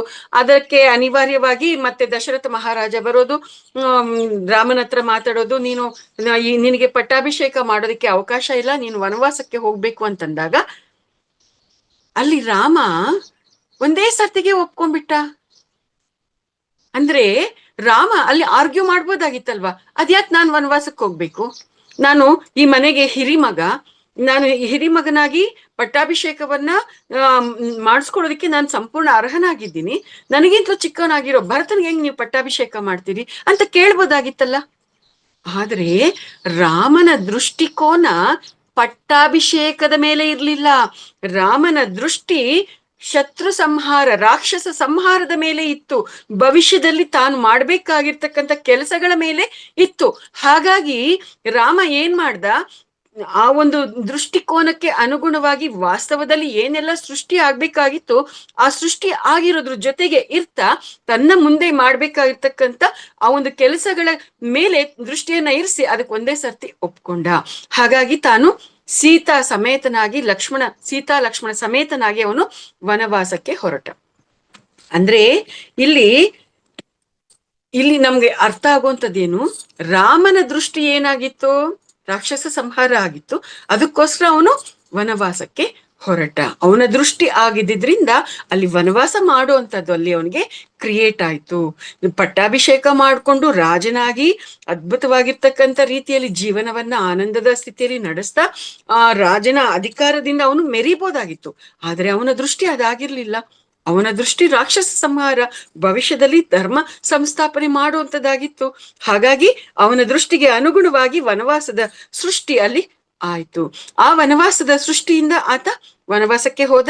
ಅದೇ ಪ್ರಕಾರ ಮುಂದೆ ಅನೇಕ ರಾಕ್ಷಸರ ಸಂಹಾರವನ್ನ ಆತ ಮಾಡ್ತಾ ಹೋಗಿರ್ತಕ್ಕಂಥದ್ದು. ಇದು ಮಾಸ್ಟರ್ಸ್ ನಮ್ಗೆ ಉದಾಹರಣೆಯಾಗಿ ಕೊಟ್ಟಿರ್ತಕ್ಕಂಥದ್ದು. ಅಂದ್ರೆ ದೃಷ್ಟಿಯಂತೆಯೇ ಸೃಷ್ಟಿ ಅನ್ನುವಂಥದ್ದು. ನೆಕ್ಸ್ಟ್ ಇನ್ನೊಂದು ಉದಾಹರಣೆಯನ್ನ ಕೊಟ್ಟಿದ್ದಾರೆ. ಗೌತಮ ಬುದ್ಧ ಅರಮನೆಯನ್ನ ಬಿಟ್ಟು ಹೋಗ್ತಾನಲ್ಲ, ಆ ಒಂದು ಉದಾಹರಣೆಯನ್ನ ಕೊಟ್ಟಿದ್ದಾರೆ. ಆತ ಒಂದು ಸಂದರ್ಭದಲ್ಲಿ ಅರಮನೆಯಿಂದ ಹೊರಕ್ಕೆ ಬಂದಾಗ ಆತ ಒಬ್ಬ ಮುದುಕ, ಒಬ್ಬ ರೋಗಿಷ್ಟ, ಈ ರೀತಿಯಾಗಿ ಅನೇಕ ಸ್ಥಿತಿಗಳಲ್ಲಿ ಇರ್ತಕ್ಕಂಥವನ್ನ ನೋಡ್ತಾನೆ. ಒಬ್ಬ ಮುದುಕನನ್ನ, ಒಬ್ಬ ರೋಗಿಷ್ಠನನ್ನ, ಒಬ್ಬ ದುಃಖದಲ್ಲಿ ಇರ್ತಕ್ಕಂಥ ಒಂದು ಹೆಣವನ್ನ ಈ ರೀತಿಯಾಗಿ ನೋಡಿದಾಗ, ಅರೆ ಇವರೆಲ್ಲರೂ ಎಷ್ಟೊಂದು ದುಃಖದಲ್ಲಿದ್ದಾರೆ, ಇದಕ್ಕೆ ಕಾರಣ ಏನು? ನಾನ್ ಮಾತ್ರ ಸಂತೋಷವಾಗಿದ್ದೀನಿ, ಇವರೆಲ್ಲರೂ ದುಃಖದಲ್ಲಿದ್ದಾರೆ, ಯಾಕೆ ಹೀಗೆ? ನನಗ್ ಮಾತ್ರ ಹಾಗೆ, ಇವ್ರಿಗ್ ಮಾತ್ರ ಹೀಗೆ, ಯಾಕೆ? ಈ ರೀತಿಯಾಗಿರ್ತಕ್ಕಂಥ ಪ್ರಶ್ನೆಗಳು ಬಂದಾಗ ಅವನ ದೃಷ್ಟಿಕೋನ, ಅಂದ್ರೆ ಗೌತಮ ಬುದ್ಧನ ದೃಷ್ಟಿಕೋನ ಆ ಪ್ರಶ್ನೆಗಳಿಗೆ ಉತ್ತರವನ್ನ ಹುಡುಕೋದ್ರ ಕಡೆಗೆ ಹೋಗಿತ್ತು. ಹಾಗಾಗಿ ಅವನೇನ್ ಮಾಡ್ದ? ಅವನು ಆ ಒಂದು ದಿನ ರಾತ್ರಿ ತನ್ನ ಅರಮನೆಯನ್ನ ಬಿಟ್ಟು ಆ ಪ್ರಶ್ನೆಗಳಿಗೆ ಉತ್ತರವನ್ನ ಹುಡುಕ್ಬೇಕು ಅಂತ ಕಾಡಿಗೆ ಹೊರಟು ಹೋದ. ನಾಡನ್ನ ಬಿಟ್ಟು ಕಾಡಿಗೆ ಹೊರಟು ಹೋದ. ಅಂದ್ರೆ ಇಲ್ಲಿ ಈ ಉದಾಹರಣೆಯಿಂದ ನಮ್ಗೆ ಏನ್ ಅರ್ಥ ಆಗ್ತಾ ಇದೆ? ಈ ಉದಾಹರಣೆಯಿಂದ ಗೌತಮ ಬುದ್ಧನ ದೃಷ್ಟಿ ಏನಿತ್ತು ಅದರ ಪ್ರಕಾರ ಅವನ ಸೃಷ್ಟಿ ಅನ್ನುವಂಥದ್ದಲ್ಲಿ ನಡೀತಾ ಬಂತು. ಅವನ ದೃಷ್ಟಿ ಅರಮನೆಯಲ್ಲೇ ಇದ್ದುಕೊಂಡು ಅರಮನೆಯ ವಿಲಾಸ ಜೀವನವನ್ನ ನಡೆಸುವಂಥದ್ದು ಅವನ ದೃಷ್ಟಿ ಆಗಿರ್ಲಿಲ್ಲ. ಅವನ ದೃಷ್ಟಿ ಈ ಎಲ್ಲ ಪ್ರಶ್ನೆಗಳಿಗೆ, ದುಃಖಕ್ಕೆ ಕಾರಣ ಏನು ಅನ್ನುವಂಥದ್ದನ್ನ ಹುಡುಕೋದಾಗಿತ್ತು. ಹಾಗಾಗಿ ಅವನು ಆ ಒಂದು ದೃಷ್ಟಿಕೋನದಿಂದ ಅವನ ಮನೆಯನ್ನ ಬಿಟ್ಟು ಹೋದ. ಅದೇ ರೀತಿಯಾಗಿ ಆ ಪ್ರಶ್ನೆಗಳಿಗೆ ಉತ್ತರವನ್ನ ಕಂಡುಕೊಂಡ. ಅವನ ದೃಷ್ಟಿ ಏನಿತ್ತು ಅದಕ್ಕೆ ತಕ್ಕಂತೆ ಸೃಷ್ಟಿ ಆಯಿತು. ಆ ಸೃಷ್ಟಿ ಏನಾಗಿತ್ತು, ಅವನ ಪ್ರಶ್ನೆಗಳಿಗೆ ಉತ್ತರ ಆಗಿತ್ತು, ಜ್ಞಾನೋದಯ ಆಗಿತ್ತು. ಮತ್ತೆ ಅದನ್ನ ಎಲ್ಲಾರ್ಗೂ ಹಂಚ್ಬೇಕು ಅನ್ನುವಂಥದ್ದು ಅವನ ಮನಸ್ಸಿನಲ್ಲಿತ್ತು. ಅದಕ್ಕೆ ತಕ್ಕ ಹಾಗೇನೆ ಎಲ್ಲಾರ್ಗೂ ಹಂಚ್ತಾ ಅವನು ಬಂದ. ಅಂದ್ರೆ ಅವನ ಸ್ಥಿತಿಗತಿಗಳಿಗೆ ಅನುಗುಣವಾಗಿ ಅವನಿಗೆ ಏನು ಸೃಷ್ಟಿ ಬೇಕಾಗಿತ್ತು ಅದು ಸೃಷ್ಟಿ ಅನ್ನುವಂಥದ್ದಲ್ಲಿ ನಡೀತಾ ಬಂತು. ಈ ರೀತಿಯಾಗಿ ಗೌತಮ ಬುದ್ಧ ತನ್ನ ಅರಮನೆಯನ್ನ ಬಿಟ್ಟು ಕಾಡಿಗೆ ಹೋದ. ಈ ರೀತಿಯಾಗಿ ಆತ ಹೋದ ಅನ್ನುವಂಥ ವಿಚಾರವನ್ನ ತಿಳಿಸ್ತಾ ಅದನ್ನ ಅದ್ಭುತವಾಗಿರ್ತಕ್ಕಂಥ ಮತ್ತೊಂದು ವಿಚಾರಕ್ಕೆ ಅದನ್ನ ಕನೆಕ್ಟ್ ಮಾಡ್ತಾರೆ ಮಾಸ್ಟರ್ಸ್ ಪತ್ರಿಜಿಯವರು. ಗೌತಮ ಬುದ್ಧ ಅರಮನೆಯನ್ನ ಬಿಟ್ಟು ಆ ಒಂದು ಕಾಡಿಗೆ ಹೋಗಿದ್ದನ್ನ ಅವರು ಅದನ್ನ ವಿವಿಧಿಷ ಸನ್ಯಾಸ ಅಂತ ಹೇಳಿದ್ದಾರೆ ಮಾಸ್ಟರ್ಸ್. ಅಂದ್ರೆ ಗೌತಮ ಬುದ್ಧ ಅರಮನೆಯನ್ನ ಬಿಟ್ಟು ಹೋಗಿ ಸನ್ಯಾಸವನ್ನ ತೆಗೆದುಕೊಂಡಲ್ಲ, ಆ ಒಂದು ಸತ್ಯವನ್ನ ಕಂಡ್ಕೊಳ್ಬೇಕು ಅಂತ ಆ ರೀತಿಯಾಗಿ ಆತ ಸನ್ಯಾಸವನ್ನ ತೆಗೆದುಕೊಂಡಿದ್ದನ್ನ ಪತ್ರಿಜಿಯವರು ಅಂತಹ ಸನ್ಯಾಸವನ್ನ ವಿವಿಧಿಷ ಸನ್ಯಾಸ, ಗೌತಮ ಬುದ್ಧ ತಗೊಂಡಿರ್ತಕ್ಕಂಥದ್ದು ವಿವಿಧಿಷ ಸನ್ಯಾಸ ಅಂತ ಹೇಳಿದ್ದಾರೆ. ಮತ್ತೆ ಆ ಮಾತನ್ನ ಹೇಳಿ ಸನ್ಯಾಸದ ಪ್ರಕಾರಗಳನ್ನ ನಮ್ಗೆ ತಿಳಿಸ್ತಾ ಬರ್ತಾರೆ. ಸನ್ಯಾಸಗಳಲ್ಲಿ 4 ರೀತಿಯಾಗಿರ್ತಕ್ಕಂಥ ಸನ್ಯಾಸಗಳು ಇದೆ. ಒಂದನೇದು ಮರ್ಕಟ ಸನ್ಯಾಸ, ಎರಡನೇದು ಆಪತ್ ಸನ್ಯಾಸ, ಮೂರನೇದು ವಿವಿಧಿಷ ಸನ್ಯಾಸ, ನಾಲ್ಕನೇದು ವಿದ್ವತ್ ಸನ್ಯಾಸ. ಈ ರೀತಿಯಾಗಿರ್ತಕ್ಕಂಥ 4 ರೀತಿಯ ಸನ್ಯಾಸಗಳನ್ನ ನಮ್ಗೆ ತಿಳಿಸ್ತಾ ಇದ್ದಾರೆ. ಮರ್ಕಟ ಸನ್ಯಾಸ ಅಂದ್ರೆ ಏನು, ಅದಕ್ಕೊಂದು ಉದಾಹರಣೆಯನ್ನ ಕೊಡ್ತಾರೆ. ಒಬ್ಬ ಸಂಸಾರಿ ಇದ್ದಾನೆ. ಆ ಸಂಸಾರದಲ್ಲಿ ಆತನಿಗೆ ಅವನ ಹೆಂಡತಿ ತುಂಬಾ ಗಯ್ಯಾಳಿ ಆಗಿರ್ತಾಳೆ, ತುಂಬಾ ಹಿಂಸೆ ಕೊಡ್ತಾ ಇರ್ತಾಳೆ. ಅವನ್ಗೆ ಆ ಸಂಸಾರದಲ್ಲಿ ಜಿಗುಪ್ಸೆ ಬಂದ್ಬಿಟ್ಟು ಈ ಹೆಂಡತಿನೂ ಬೇಡ, ಈ ಸಂಸಾರನು ಬೇಡ, ನಾನು ಸನ್ಯಾಸ ತಗೊಂಡು ಹಿಮಾಲಯಕ್ಕೆ ಹೊಟ್ಟೋಗ್ಬೇಕು ಅಂತ ಅಂದ್ಬಿಟ್ಟು ಅವನು ಹಿಮಾಲಯಕ್ಕೆ ಬಂದ್ಬಿಟ್ಟು ಸನ್ಯಾಸವನ್ನ ತಗೊಂಡು ಅಲ್ಲಿರ್ತಾನೆ. ಹಿಮಾಲಯ ಅಂತಂದ್ರೆ ಏನು ಬರೀ ಬೆಟ್ಟ ಗುಡ್ಡಗಳು ಇಷ್ಟೇ ಇರುತ್ತಾ? ಅಲ್ಲೂ ಕೂಡ ಅಲ್ಲಲ್ಲಿ ಊರುಗಳು ಇರುತ್ತಲ್ವಾ. ಊರು ಅಂತಂದ್ರೆ ಅಲ್ಲಿ ಜನನೂ ಇರ್ತಾರಲ್ವಾ. ಸೊ ಎಲ್ಲೋ ಒಂದ್ ಸಂದರ್ಭದಲ್ಲಿ ಯಾವುದೋ ಒಂದು ಊರಿಗೆ ಹೋದಾಗ ಆ ಊರಲ್ಲಿ ಒಂದು ಸುಂದರವಾಗಿರ್ತಕ್ಕಂಥ ಒಬ್ಬ ಯುವತಿಯನ್ನ ನೋಡ್ತಾನೆ. ಆ ಸುಂದರವಾಗಿರ್ತಕ್ಕಂಥ ಯುವತಿ ಜೊತೆ ಇವನಿಗೆ ಪರಿಚಯ ಆಗತ್ತೆ, ಕನೆಕ್ಟಿವಿಟಿ ಉಂಟಾಗತ್ತೆ. ಮತ್ತೆ ಏನ್ ಮಾಡ್ತಾನೆ, ಆ ಯುವತಿಯನ್ನ ಮದುವೆ ಮಾಡ್ಕೊಳ್ತಾನೆ. ಅಲ್ಲಿ ಮತ್ತೆ ಸಂಸಾರವನ್ನ ಹೂಡ್ತಾನೆ. ಅಂದ್ರೆ ಅದರ ಅರ್ಥ ಏನು, ಒಂದು ಕಡೆ ಸಂಸಾರವನ್ನ ಬಿಟ್ಟು ಸನ್ಯಾಸವನ್ನ ತಗೊಂಡು ಮತ್ತೊಂದು ಕಡೆ ಮತ್ತೆ ಸನ್ಯಾಸವನ್ನ ಬಿಟ್ಟು ಸಂಸಾರವನ್ನ ಮತ್ತೆ ತಗೊಂಡಂತೆ. ಅಂದ್ರೆ ಇದೇನು, ಒಂದು ಸ್ಥಿತಿಯಿಂದ ಮತ್ತೊಂದು ಸ್ಥಿತಿಗೆ, ಮತ್ತೆ ಅದೇ ಸ್ಥಿತಿಯಿಂದ ಮತ್ತೆ ಹಿಂದಿನ ಸ್ಥಿತಿಗೆ ಬರುವಂಥದ್ದು. ಇದನ್ನ ಮರ್ಕಟ ಸನ್ಯಾಸ ಅಥವಾ ಕೋತಿ ಸನ್ಯಾಸ ಅಂತ ಹೇಳಿರುವಂಥದ್ದು. ಮರ್ಕಟ ಅಂದ್ರೆ ಕೋತಿ. ಈ ರೀತಿಯಾಗಿರ್ತಕ್ಕಂಥ ಸನ್ಯಾಸವನ್ನ ಕೋತಿ ಸನ್ಯಾಸ ಅಂತ ಹೇಳ್ತಾರೆ. ಅಂದ್ರೆ ಏನು, ಆ ಒಂದು ಸನ್ಯಾಸದಲ್ಲಿ ಚಾಂಚಲ್ಯ ಇರುತ್ತೆ, ಸ್ಥಿರತೆ ಇರೋದಿಲ್ಲ. ಇಂತಹ ಸ್ಥಿರತೆ ಇಲ್ಲದೆ ಇರ್ತಕ್ಕಂಥ, ಚಂಚಲತ್ವದಿಂದ ಕೂಡಿರ್ತಕ್ಕಂಥ ಸನ್ಯಾಸದಿಂದ ಏನೂ ಪ್ರಯೋಜನ ಇಲ್ಲ ಅನ್ನುವಂಥದ್ದನ್ನ ಇಲ್ಲಿ ನಮ್ಗೆ ತಿಳಿಸಿರ್ತಕ್ಕಂಥದ್ದು. ಎರಡನೇದು ಆಪತ್ ಸನ್ಯಾಸ. ಎಷ್ಟು ಅದ್ಭುತವಾಗಿ ತಿಳಿಸಿದಾರೋ ಮಾಸ್ಟರ್ಸ್.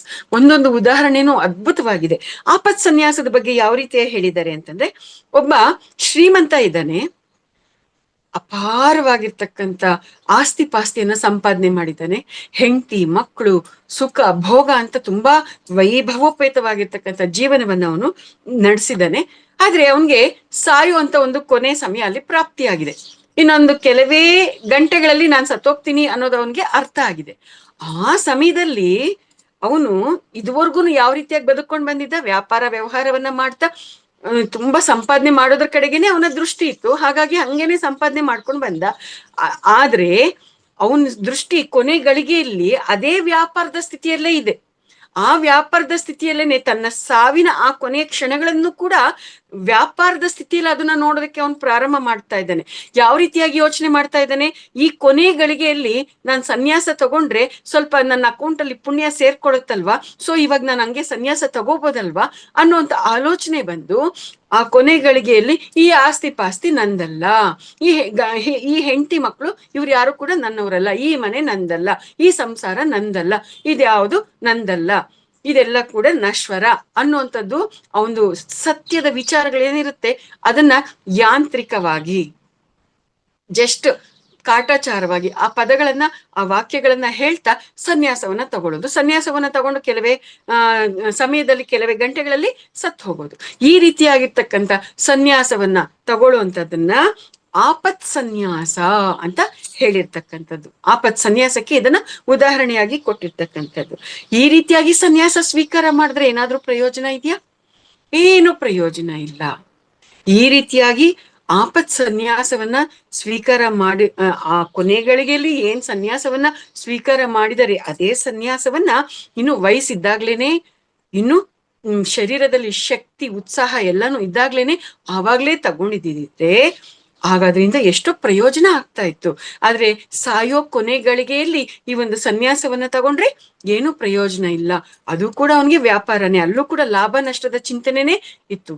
ಅಂದ್ರೆ ಅವರ ಸ್ಥಿತಿಗತಿಗಳಿಗೆ ಅನುಗುಣವಾಗಿನೇ ಅವರು ಎಲ್ಲವನ್ನು ಕೂಡ ಪಡ್ಕೊಳ್ತಾ ಇರ್ತಾರೆ ಅನ್ನುವಂಥದ್ದನ್ನ ಇಲ್ಲಿ ನಮ್ಗೆ ಅರ್ಥ ಮಾಡಿಸ್ತಾ ಇರ್ತಕ್ಕಂಥದ್ದು. ಸನ್ಯಾಸ ಅಂತಂದ್ರೆ ಅದ್ಭುತವಾಗಿರ್ತಕ್ಕಂಥದ್ದು, ತುಂಬಾ ಶ್ರೇಷ್ಠವಾಗಿರ್ತಕ್ಕಂಥದ್ದು. ಆ ಸನ್ಯಾಸವನ್ನ ಯಾರು ಯಾವ ಸ್ಥಿತಿಯಲ್ಲಿ ತಗೊಳ್ತಾರೋ ಅವ್ರಿಗೆ ಆ ಸ್ಥಿತಿಯಲ್ಲಿ ಎಲ್ಲವೂ ಇರುತ್ತೆ ಅನ್ನುವಂಥದ್ದನ್ನ ಇಲ್ಲಿ ನಮ್ಗೆ ಅರ್ಥ ಮಾಡಿಸ್ತಾ ಇರುವಂಥದ್ದು. ಅಂದ್ರೆ ಏನು ಪ್ರಯೋಜನ ಇಲ್ಲ ಅನ್ನುವಂಥದ್ದನ್ನ ಇಲ್ಲಿ ಅರ್ಥ ಮಾಡಿಸ್ತಾ ಇರುವಂಥದ್ದು. ನೆಕ್ಸ್ಟ್ ಮತ್ತೆ ಮೂರನೇದು ವಿವಿಧಿಷ ಸನ್ಯಾಸದ ಬಗ್ಗೆನೆ ಹೇಳ್ತಾ ಇದ್ದಾರೆ. ಇಲ್ಲಿ ಬುದ್ಧನ ಬಗ್ಗೆ ಹೇಳ್ತಾ ಇದ್ದಾರೆ. ಬುದ್ಧ ಏನ್ ಮಾಡ್ದ?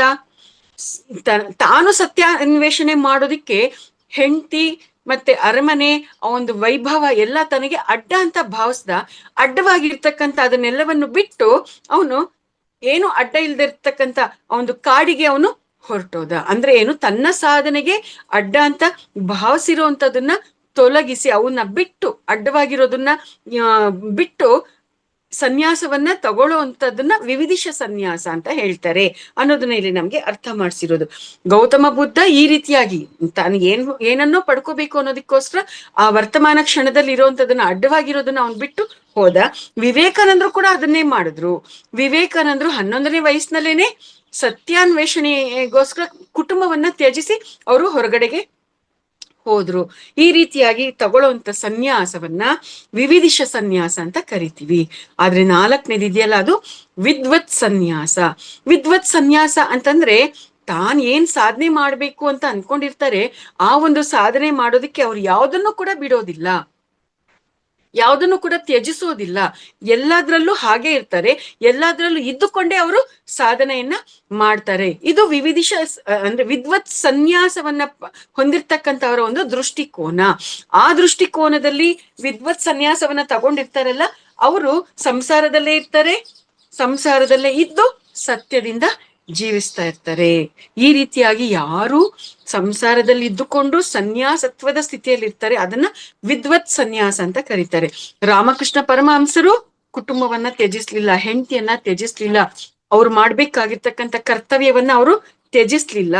ಎಲ್ಲವನ್ನು ಕೂಡ ಸಂಸಾರದಲ್ಲಿ ಇದ್ದುಕೊಂಡೇ, ಹೆಂಡತಿ ಜೊತೆಯಲ್ಲಿ ಇದ್ದುಕೊಂಡೆ, ಮನೆಯಲ್ಲಿ ಇದ್ದುಕೊಂಡೆ, ಕುಟುಂಬದಲ್ಲಿ ಇದ್ದುಕೊಂಡೆ ಅವ್ರು ಮಾಡ್ಬೇಕಾಗಿರ್ತಕ್ಕಂಥ ಎಲ್ಲವನ್ನು ಕೂಡ ಮಾಡ್ತಾ ಬಂದ್ರೆ, ಅವ್ರು ಕಂಡ್ಕೋಬೇಕಾಗಿರ್ತಕ್ಕಂಥ ಸತ್ಯವನ್ನ ಅವರು ಕಂಡ್ಕೊಂಡ್ರು. ಸಂಸಾರದಲ್ಲಿ ಇದ್ದೇ ಅವರು ಸತ್ಯದಲ್ಲಿ ಜೀವಿಸಿದ್ರು.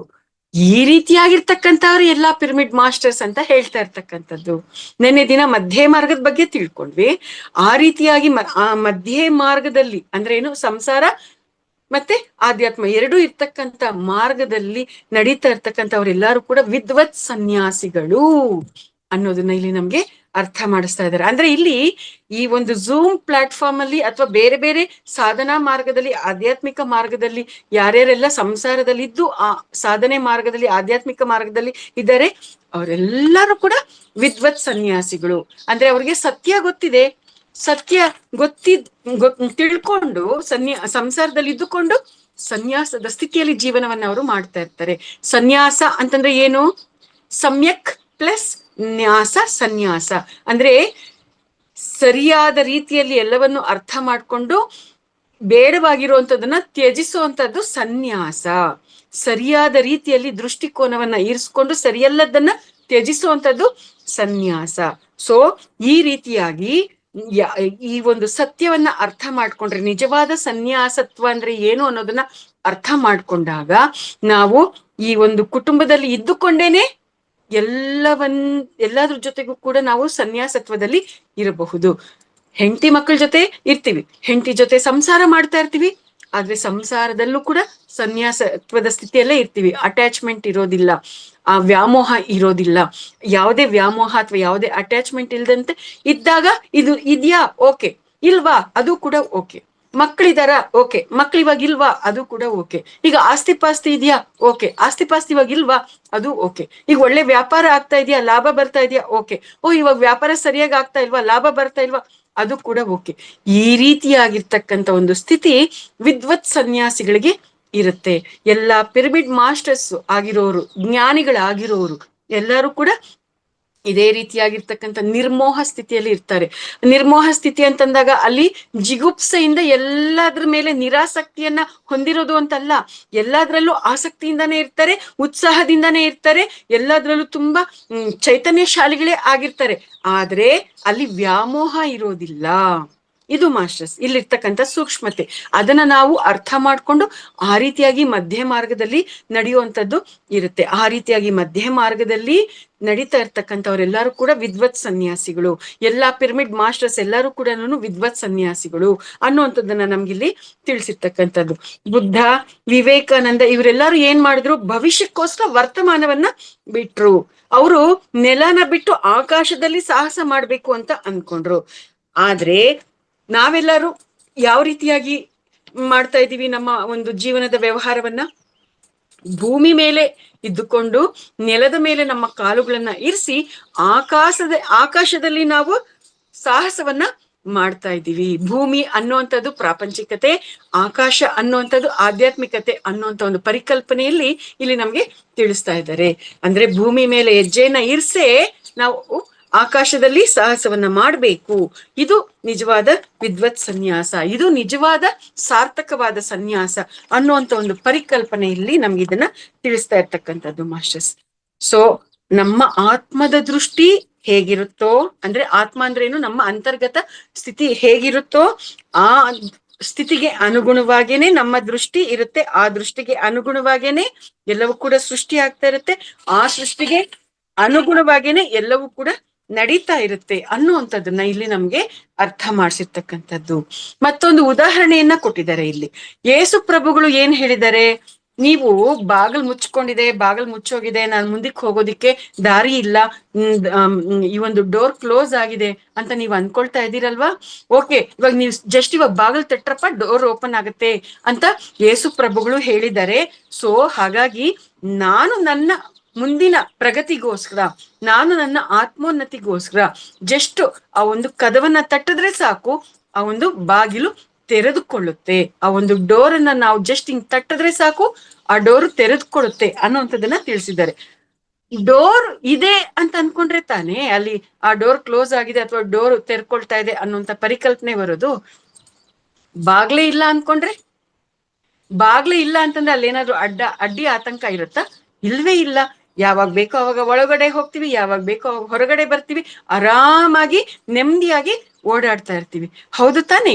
ಈ ರೀತಿಯಾಗಿ ನಮ್ಮ ದೃಷ್ಟಿಕೋನವನ್ನ ಇರಿಸ್ಕೋಬೇಕು. ಯೇಸು ಪ್ರಭುಗಳು ನೀವು ನಿಮ್ಮ ದೃಷ್ಟಿ ಇವಾಗ ಕ್ಲೋಸ್ ಆಗಿದೆ ಅಂತ ಇದೆಯಲ್ಲ, ನೀವು ಬಾಗಿಲು ತಟ್ರಿ ಓಪನ್ ಆಗತ್ತೆ ಅನ್ನುವಂಥ ರೀತಿಯಲ್ಲಿ ಅವ್ರಿಗೆ ಜ್ಞಾನವನ್ನ ಕೊಟ್ರು. ಇಲ್ಲಿ ಪತ್ರಿಜಿಯವರು ಡೋರೇ ಇಲ್ಲ ಅಂತ ಅನ್ಕೊಳ್ರಿ ಅನ್ನುವಂಥ ದೃಷ್ಟಿಕೋನದಲ್ಲಿ ಅವರು ನಮ್ಗೆ ಜ್ಞಾನವನ್ನ ಕೊಟ್ಟಿರ್ತಕ್ಕಂಥದ್ದು. ನಾವು ಅದೇ ರೀತಿಯಾಗಿರ್ತಕ್ಕಂಥ ದೃಷ್ಟಿಕೋನವನ್ನ ನಾವು ಬೆಳೆಸ್ಕೋಬೇಕಾಗಿರ್ತಕ್ಕಂಥದ್ದು. ಸೊ ನಾವು ಯಾವ ದೃಷ್ಟಿಯಲ್ಲಿ ನೋಡ್ತಾ ಇರ್ತೀವಿ ಅದು ಅದೇ ರೀತಿಯಾಗಿ ಸೃಷ್ಟಿ ಆಗ್ತಾ ಇರತ್ತೆ ಅನ್ನುವಂಥದ್ದು.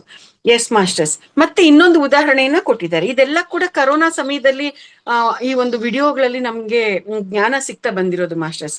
ಸೊ ಕರೋನಾ ವಿಷಯವಾಗಿ ಯಾವ ರೀತಿಯಾಗಿ ಹೇಳಿದ್ದಾರೆ ಅಂತಂದ್ರೆ, ಕರೋನಾ ಅನ್ನುವಂಥದ್ದು ಈ ಭೂಮಿ ಮೇಲೆ ಇವಾಗ ಮನುಷ್ಯರಿಗೆ ಪಾಠವನ್ನ ಕಲಿಸೋದಿಕ್ಕೆ ಬಂದಿದೆ. ಪಾಠವನ್ನ ಕಲಿಸೋದಿಕ್ಕೆ ಬಂದಿರುವಂತ ಅವರ ದೃಷ್ಟಿಕೋನಕ್ಕೆ ಅನುಗುಣವಾಗಿ ಕರೋನಾ ಇಲ್ಲಿ ಫಲವನ್ನ ಕೊಡ್ತಾ ಇದೆ. ವರಸ್ಟ್ ಫೆಲೋಸ್ ಏನ್ ಮಾಡ್ತಾ ಇದ್ದಾರೆ, ಈ ಕರೋನಾ ಭೂಮಿಗೆ ಬಂದ್ಬಿಟ್ಟಿದೆ, ಎಲ್ಲಾರನ್ನು ನಾಶ ಮಾಡ್ತಾ ಇದೆ, ಸಾಯಿಸ್ಬಿಡ್ತಾ ಇದೆ, ಇವಾಗ ನನಗ್ ಕರೋನಾ ಬಂದ್ಬಿಟ್ರೆ ನಾನ್ ಏನಾದ್ರು ಸತ್ತೋಗ್ಬಿಡ್ತೀನೇನೋ, ಅಯ್ಯೋ ಇವಾಗ ನನ್ ಕರೋನಾ ಬಂದಿದೆ ಹಂಗಾರೆ ನನ್ ಕತೆ ಮುಗ್ದೋಯ್ತೇನೋ, ನಾನು ಇನ್ ಸತ್ತೋಗ್ತೀನೇನೋ ಅಂತ ಯಾರು ಈ ರೀತಿಯಾಗಿ ಶರೀರದ ಸ್ಥಿತಿಯಲ್ಲಿ ಕರೋನಾವನ್ನ ಬ್ಲೇಮ್ ಮಾಡ್ತಾ ಇದ್ರು, ಅವರೆಲ್ಲರೂ ಕೂಡ ಶರೀರನ ಬಿಡೋಂಗೆನೆ ಆಗ್ತಾ ಇತ್ತು. ಯಾಕೆಂದ್ರೆ ಅಲ್ಲಿ ಕರೋನಾ ನಮ್ಮನ್ನ ಸಾಯಿಸುತ್ತೆ ಅಂತ ಅನ್ಕೊಳ್ತಾ ಇದ್ರು, ಹಂಗಾಗಿ ಕರೋನಾ ಸಾಯಿಸ್ತು. ಅದ್ರ ಜೊತೆಗೆ ನಾನು ಶರೀರ ಅನ್ನುವಂಥ ಸ್ಥಿತಿಯಲ್ಲಿ ಅವರಿದ್ರು, ಆ ಶರೀರ ಅನ್ನುವಂಥ ಸ್ಥಿತಿಯಲ್ಲಿ ಇದ್ದಿದ್ರಿಂದಾನೇ ಶರೀರ ಅನ್ನುವಂಥದ್ದನ್ನ ಅವರು ಬಿಡ್ಬೇಕಾಗಿ ಬಂತು. ಈ ರೀತಿಯಾಗಿ ಕರೋನಾ ಯಾರ್ಯಾರ ದೃಷ್ಟಿಕೋನ ಹೇಗಿತ್ತೋ ಆ ದೃಷ್ಟಿಕೋನಕ್ಕೆ ಅನುಗುಣವಾಗಿ ವರಸ್ಟ್ ಫೆಲೋಸ್ಗೆ ವರಸ್ಟ್ ಫಲವನ್ನ ಕೊಡ್ತು, ಬೆಸ್ಟ್ ಫೆಲೋಸ್ಗೆ ಬೆಸ್ಟ್ ಫಲವನ್ನ ಕೊಡ್ತು. ಬೆಸ್ಟ್ ಫೆಲೋಸ್ ಯಾರಿಲ್ಲಿ? ಆಹಾ, ಇಷ್ಟೋ ದಿನ ನಾನು ಬರೀ ಕೆಲ್ಸ ಕೆಲ್ಸ ಕೆಲ್ಸ ಅಂತ ಬೆಳಗ್ಗೆಯಿಂದ ಸಂಜೆವರೆಗೂ ರಾತ್ರಿವರೆಗೂ ಒಂದೇ ಸಮನೆ ದುಡಿತಾ ಇದ್ದೆ. ಒಂದು ದಿನಕ್ಕೂ ನಾನು ನೆಮ್ಮದಿಯಾಗಿ ಹೆಂಡತಿ ಮಕ್ಕಳ ಜೊತೆ ಇರ್ಲಿಲ್ಲ, ಮನೆಯಲ್ಲಿ ಇರ್ಲಿಲ್ಲ, ಒಂದು ನೆಮ್ಮದಿಯಾಗಿ ಒಂದು ಸಿನಿಮಾ ನೋಡ್ಲಿಲ್ಲ. ಬರೀ ಸಂಪಾದನೆ ಅಂತಾನೆ ಓಡಾಡ್ತಾ ಇದ್ದೆ, ಸುತ್ತಾ ಇದ್ದೆ, ಓಡ್ತಾ ಇದ್ದೆ. ಆದ್ರೆ ಇಷ್ಟು ದಿನಕ್ಕೆ ಮನೆಯಲ್ಲಿ ನಾನು ನೆಮ್ಮದಿಯಾಗಿ ಕೂತ್ಕೊಳ್ಳೋಕೆ ಅವಕಾಶ ಆಯ್ತಪ್ಪ. ನನ್ನ ಹೆಂಡತಿ ಮಕ್ಕಳ ಜೊತೆ ನಾನು ಹ್ಯಾಪಿಯಾಗಿದ್ದೀನಪ್ಪ. ನನ್ಗೆ ಎಷ್ಟೊಂದು ಫುಡ್ ಬೇಕಾಗಿರುವಂತದನ್ನೆಲ್ಲ ಮಾಡಿಸ್ಕೊಂಡು ತಿನ್ನೋದಿಕ್ಕೆ ಅವಕಾಶ ಆಗಿದೆ. ನೆಮ್ಮದಿಯಾಗಿ ಟಿವಿ ನೋಡ್ತಾ ಇದ್ದೀನಿ, ಸಿನಿಮಾಗಳನ್ನ ನೋಡ್ತಾ ಇದ್ದೀನಿ, ಎಂಜಾಯ್ ಮಾಡ್ತಾ ಇದ್ದೀನಿ. ಈ ಒಂದು ಕರೋನಾ ಟೈಮ್ ಅನ್ನ ಎಷ್ಟು ಅದ್ಭುತ ಹಬ್ಬ. ಈ ಕರೋನಾ ಬಂದು ನನ್ಗೆ ಎಷ್ಟು ಖುಷಿ ಕೊಡ್ತಾ ಇದೆ, ಎಷ್ಟು ಸಂತೋಷ ಸಿಗೋ ಹಾಗೆ ಮಾಡ್ತು ಅಂತ ಅನ್ಬಿಟ್ಟು ಆ ರೀತಿಯಾಗಿ ಯೋಚನೆ ಮಾಡುವಂತವ್ರಿಗೆ ಕರೋನಾ ಅದೇ ರೀತಿಯಾಗಿ ಅವ್ರನ್ನ ಇರೋದಿಕ್ಕೆ ಬಿಡ್ತು. ಇಲ್ಲ ಭಯ ಪಡುವಂತವ್ರು ಯಾವ ರೀತಿಯಾಗಿ ಯೋಚನೆ ಮಾಡ್ತಾ ಇದ್ರೆ ಅವ್ರಿಗೆ ಅದೇ ರೀತಿಯಾಗಿ ಫಲವನ್ನ ಕೊಡೋದಿಕ್ಕೆ ಅಲ್ಲಿ ಕರೋನಾ ಪ್ರಾರಂಭ ಮಾಡ್ತು. ಸೊ ಮಾಸ್ಟರ್ಸ್, ಇಲ್ಲಿ ಕರೋನಾ ಅನ್ನುವಂಥದಕ್ಕೆ ಸಂಬಂಧಪಟ್ಟ ಹಾಗೆ ಯಾರ್ಯಾರ ದೃಷ್ಟಿಕೋನ ಹೇಗಿತ್ತು ಆ ದೃಷ್ಟಿಕೋನಕ್ಕೆ ಅನುಗುಣವಾಗಿ ಅವ್ರ ಫಲವನ್ನ ಅನುಭವಿಸಿದ್ದಾರೆ ಅನ್ನುವಂಥದ್ದನ್ನ ಇಲ್ಲಿ ನಮ್ಗೆ ತಿಳಿಸಿದ್ದಾರೆ. ಮತ್ತೆ ಮತ್ತೊಂದು ಉದಾಹರಣೆಯನ್ನ ಕೊಟ್ಟಿದ್ದಾರೆ, ಹಿರಣ್ಯಕಶ್ಯಪನ ಉದಾಹರಣೆ. ಹಿರಣ್ಯಕಶ್ಯಪ ಏನ್ ಮಾಡ್ದ? ನಾನು ಈ ಒಂದು ಶರೀರವನ್ನ ಬಿಡಬಾರ್ದು, ನನಗೆ ಸಾವು ಬರಬಾರ್ದು, ನಾನು ಈ ಶರೀರದಲ್ಲಿ ಶಾಶ್ವತವಾಗಿ ಬದುಕಿರ್ಬೇಕು ಅಂತ ಅನ್ಕೊಂಡ. ಅದಕ್ಕೋಸ್ಕರ ನನಗೆ ಯಾವ್ಯಾವ್ದ್ರಿಂದ ಸಾವು ಬರಬಾರ್ದು ಅನ್ನೋದಕ್ಕೆ ಒಂದು ಲಿಸ್ಟ್ ಅನ್ನ ರೆಡಿ ಮಾಡ್ದ. ಒಂದು ಲಿಸ್ಟ್ ಅನ್ನ ರೆಡಿ ಮಾಡ್ಬಿಟ್ಟು ಭಗವಂತನ ಕುರಿತು ತಪಸ್ ಮಾಡ್ದ. ಭಗವಂತ ಪ್ರತ್ಯಕ್ಷ ಆಗ್ದ. ಆ ಭಗವಂತ ಪ್ರತ್ಯಕ್ಷ ಆದ್ಮೇಲೆ ಆ ಲಿಸ್ಟ್ ಅನ್ನ ಕೊಟ್ಟ. ಈ ಲಿಸ್ಟ್ ಪ್ರಕಾರ ನನ್ಗೆ ಯಾರಿಂದಾನು ಸಾವು ಬರಬಾರ್ದು ಅಂತ ಹೇಳ್ದ. ಯಾಕೆಂತಂದ್ರೆ ಭಗವಂತನಿಗೆ ನನಗೆ ನಾವು ಯಾರಾದ್ರೂ ಹೋಗಿ ರಾಕ್ಷಸರು ತಪಸ್ ಮಾಡ್ಬಿಟ್ಟು ಭಗವಂತ ಪ್ರತ್ಯಕ್ಷ ಆದಾಗ ನನ್ಗೆ ಸಾವಿಲ್ದಂತೆ ವರ ಕೊಡು ಅಂತ ಕೇಳಿದಾಗ, ಇಲ್ಲಪ್ಪ ಇದು ಪ್ರಕೃತಿಗೆ ವಿರುದ್ಧವಾಗಿರೋದು, ನಿನ್ಗೆ ಈ ವರ ಕೊಡೋದಿಕ್ ಸಾಧ್ಯನೇ ಇಲ್ಲ ಅಂತಂದಾಗ, ಇದು ಎಲ್ರಿಗೂ ಕೂಡ ಗೊತ್ತಿರುವಂತದ್ದೇ ರಾಕ್ಷಸರಿಗೆ. ಅದಕ್ಕೋಸ್ಕರ ಈ ಒಂದು ಟ್ರಿಕ್ ಅನ್ನ ಅವನು ಉಪಯೋಗಿಸ್ದ. ಸೊ ಇವಾಗ ಈ ಸಾವು ಅನ್ನುವಂಥದ್ದು ಯಾವ್ಯಾವ್ದ್ರಿಂದ ಬರೋದಿಕ್ ಚಾನ್ಸ್ ಇದೆ ಈ ಸೃಷ್ಟಿಯಲ್ಲಿ, ಆ ಎಲ್ಲವನ್ನು ಕೂಡ ಬರೆದ್ಬಿಟ್ಟ. ಮನುಷ್ಯನಿಂದ ಸಾವಿರ್ಬಾರ್ದು, ಪ್ರಾಣಿಗಳಿಂದ ಸಾವಿರ್ಬಾರ್ದು, ಗಿಡ ಮರಗಳಿಂದ ಸಾವಿರ್ಬಾರ್ದು, ಹಗಲಲ್ಲೂ ಸಾವಿರ್ಬಾರ್ದು, ರಾತ್ರಿಯಲ್ಲೂ ಸಾವಿರ್ಬಾರ್ದು, ಯಾವುದೇ ಆಯುಧಗಳಿಂದಾನು ಸಾವು ನನ್ಗೆ ಬರಬಾರ್ದು. ಈ ರೀತಿಯಾಗಿ ಏನೇನೆಲ್ಲ ಇತ್ತು ಎಲ್ಲವನ್ನು ಲಿಸ್ಟ್ ಅಲ್ಲಿ ಬರೆದ್ಬಿಟ್ಟು ಭಗವಂತನ ಕೊಟ್ಟ. ಭಗವಂತ ಅವನ್ಗೆಲ್ಲ ಗೊತ್ತಿತ್ತು. ಸೊ ತಥಾಸ್ತು ಅಂತ ಹೇಳ್ದ. ಆ ರೀತಿಯಾಗಿ ಭಗವಂತನಿಂದ ವರ ಪಡ್ಕೊಂಡ್ಮೇಲೆ ಅವನ ಪರಿಕಲ್ಪನೆ ಏನಿತ್ತು, ಈ ಸೃಷ್ಟಿಯಲ್ಲಿರೋ ಯಾವುದ್ರಿಂದನೂ ಕೂಡ ನನಗೆ ಸಾವು ಬರೋದಿಲ್ಲ ಅಂತ ಅವನು ಅನ್ಕೊಂಡ. ಆದ್ರೆ ಬದುಕಿದಾನ ಅವನು? ಬದುಕಿರಕ್ ಸಾಧ್ಯ ಆಯ್ತಾ ಅವನ್ಗೆ? ಇಲ್ಲ. ಯಾಕೆ ಅಂತಂದ್ರೆ ಅವನು ನಶ್ವರ ತತ್ವಕ್ಕೆ ಕನೆಕ್ಟ್ ಆಗಿರ್ತಕ್ಕಂಥವನು. ಈ ಶರೀರ ಶಾಶ್ವತ, ಈ ಶರೀರ ಶಾಶ್ವತ ಅಲ್ಲ, ನಾನು ಶರೀರ ಅಂತ ಅವನು ಭಾವಿಸ್ತಾ ಇದ್ದ. ಅಶಾಶ್ವತವಾಗಿರ್ತಕ್ಕಂಥ ಈ ಶರೀರದಲ್ಲಿ ನಾನು ಶಾಶ್ವತವಾಗಿ ಬದುಕಿರ್ಬೇಕು ಅಂತ ಅವನು ಅನ್ಕೊಂಡ. ಅಂದ್ರೆ ನಶ್ವರದ ಪರಿಕಲ್ಪನೆಯಲ್ಲಿ ಬದುಕಿರ್ಬೇಕು ಅಂತ ಅವನು ಅನ್ಕೊಂಡ. ಹಾಗಾಗಿ ಅವನ್ಗೇನಾಯ್ತು, ಆ ಒಂದು ದೃಷ್ಟಿಕೋನ ಏನಿತ್ತು, ನಾನು ಶರೀರ ಅಂತ ಭಾವಿಸ್ತಾ ಇರ್ತಕ್ಕಂಥ ದೃಷ್ಟಿಕೋನ ಏನಿತ್ತು, ಆ ದೃಷ್ಟಿಕೋನಕ್ಕೆ ಅನುಗುಣವಾಗಿನೇ ಅವನ ಒಂದು ಮರಣದ ಸೃಷ್ಟಿಯಲ್ಲಿ ಆಯ್ತು. ಅವನು ಅಷ್ಟೆಲ್ಲ ಲಿಸ್ಟ್ ಕೊಟ್ರು ಕೂಡ ಅಲ್ಲಿ ಪ್ರಕೃತಿ ಅಥವಾ ಯೂನಿವರ್ಸ್ ಅಥವಾ ಪರಮಾತ್ಮ ಯಾವ ರೀತಿಯಾಗಿ ಅವನ ಸಂಹಾರ ಮಾಡ್ದ? ನರಸಿಂಹನ ಅವತಾರವನ್ನ ತೆಗೆದುಕೊಂಡು ಬಂದು ಸಂಹಾರ ಮಾಡುದು. ನರಸಿಂಹ ಅಂದ್ರೆ ನರ ಸಿಂಹ, ನರ ಅಂತಂದ್ರೆ ಮನುಷ್ಯ, ಸಿಂಹ ಅಂತಂದ್ರೆ ಅದೊಂದು ಪ್ರಾಣಿ. ಪ್ರಾಣಿನೂ ಅಲ್ಲದ ಮನುಷ್ಯನೂ ಅಲ್ಲದ ಅವತಾರ. ಮತ್ತೆ ಎಲ್ಲಿ ಸಾಯಿಸಿದ್ದು? ಮನೆ ಒಳಗೂ ಅಲ್ಲ, ಮನೆ ಹೊರಗೂ ಅಲ್ಲ, ಎಲ್ಲಿ? ಹೊಸಲಿನ ಮೇಲೆ ಕೂತ್ಕೊಂಡು. ಹೊಸಲು ಅನ್ನುವಂಥದ್ದು ಒಳಗೆ ಮತ್ತೆ ಹೊರಗೆ ಎರಡನ್ನೂ ಕೂಡ ಸೇರಿಸುವಂತ ಒಂದು ಸ್ಥಳ. ಸೊ ಆ ಒಂದು ಹೊಸಲಿನ ಮೇಲೆ ಕೂತ್ಕೊಂಡು ಅವನನ್ನ ಸಂಹಾರ ಮಾಡಿದ್ದು. ಸಮಯ ಬೆಳಿಗ್ಗೆನೂ ಆಗ್ಬಾರ್ದು, ರಾತ್ರಿನೂ ಸಾಯ್ಬಾರ್ದು ಅಂತಂದಾಗ ಬೆಳಿಗ್ಗೆ ಮತ್ತು ರಾತ್ರಿ ಇವೆರಡಕ್ಕೂ ಮಧ್ಯದಲ್ಲಿ ಎರಡನ್ನೂ ಸಂಧಿ ಮಾಡ್ತಕ್ಕಂಥ ಸಂಧ್ಯಾ ಸಮಯದಲ್ಲಿ ಅವನನ್ನ ಸಂಹಾರ ಮಾಡ್ದ. ಯಾವುದೇ ಆಯುಧದಿಂದ ನಾನು ಸಾಯ್ಬಾರ್ದು ಅಂತಂದಾಗ ಅವನ ಶರೀರದಲ್ಲಿ ಇರ್ತಕ್ಕಂಥ ಉಗುರುಗಳು, ಅದು ಯಾವುದೇ ಆಯುಧ ಅಲ್ಲ, ಆ ಉಗುರುಗಳಿಂದ ಅವನನ್ನ ಸೀಳಿ ಸಂಹಾರವನ್ನ ಮಾಡಿದ್ದು. ಈ ರೀತಿಯಾಗಿ ನಾವು ಎಷ್ಟೇ ಬುದ್ಧಿವಂತಿಕೆಯಿಂದ ನಾವು ಯಾವುದೇ ರೀತಿಯಲ್ಲಿ ಟ್ರಿಕ್ಸ್ ಅನ್ನ ಪ್ಲೇ ಮಾಡ್ತಾ ನಾವು ಕೇಳಿದ್ರು ಆ ಒಂದು ನಮ್ಮ ದೃಷ್ಟಿ ಹೇಗಿರುತ್ತೆ, ನಮ್ಮ ಅಂತರ್ಗತ ಸ್ಥಿತಿಗತಿ ಹೇಗಿರುತ್ತೆ, ಅದಕ್ಕೆ ಅನುಗುಣವಾಗಿನೇ ನಾವು ಫಲವನ್ನ ಪಡೆಯುವಂಥದ್ದು. ಅದನ್ನ ಮೀರಿ ವಿಶೇಷವಾಗಿ ನಾವೇನು ಪಡ್ಕೊಳ್ಳೋದಿಕ್ಕೆ ಸಾಧ್ಯ ಇಲ್ಲ ಅನ್ನುವಂಥದ್ದನ್ನ ಇಲ್ಲಿ ನಮ್ಗೆ ತಿಳಿಸ್ತಾ ಇರ್ತಕ್ಕಂಥದ್ದು. ಅಂದ್ರೆ ಏನು? ದೃಷ್ಟಿಯಂತೆಯೇ ಸೃಷ್ಟಿ ಅನ್ನುವಂಥದ್ದು. ಯಾರು ಅಜ್ಞಾನದಲ್ಲಿ ಇರ್ತಾರೋ ಅವ್ರಿಗೆ ಉನ್ನತ ಲೋಕಗಳು ಕಾಣಿಸೋದಿಲ್ಲ. ಆ ಅಜ್ಞಾನ ಬಿಟ್ಟು ಯಾರು ಜ್ಞಾನದಲ್ಲಿ ಇರ್ತಾರೆ ಅವ್ರಿಗೆ ಆ ಉನ್ನತ ಲೋಕಗಳು ಕಾಣಿಸುತ್ತೆ. ಮತ್ತೆ ಅದಕ್ಕೆ ಇನ್ನೊಂದು ಉದಾಹರಣೆಯನ್ನ ಕೊಡ್ತಾರೆ. ಒಬ್ಬ ಹುಡುಗ ಇದ್ದಾನೆ, ಆ ಹುಡುಗ ಅಳ್ತಾ ಇರ್ತಾನೆ. ಯಾಕೆ ಅಂತಂದ್ರೆ ಆ ಹುಡುಗನ ತಾಯಿ ಸತ್ತೋಗಿರ್ತಾಳೆ ಅಂತ. ಆದ್ರೆ ಆ ಸಮಯದಲ್ಲಿ ಒಬ್ಬ ಯೋಗಿ ಅಲ್ಲಿಗೆ ಬರ್ತಾನೆ. ಯಾಕಪ್ಪ ಅಳ್ತಾ ಇದೀಯಾ ಅಂತ ಕೇಳಿದ್ರೆ, ನಮ್ಮಮ್ಮ ಸತ್ತೋಗಿದ್ದಾರೆ, ಅದಕ್ಕೆ ನನಗೆ ಅಳು ಬರ್ತಾ ಇದೆ, ನಂಗೆ ದುಃಖ ಆಗ್ತಾ ಇದೆ ಅಂತ ಹೇಳ್ತಾನೆ. ಅಯ್ಯೋ ಹುಚ್ಚಪ್ಪ, ನಿಮ್ಮಮ್ಮ ಸತ್ತೋಗಿಲ್ಲ ಕಣಯ್ಯ, ನೋಡೋ ನಿಮ್ಮಮ್ಮ ಬದುಕೇ ಇದ್ದಾರೆ ಅಂತ ಹೇಳ್ತಾ ಇದ್ದಾರೆ.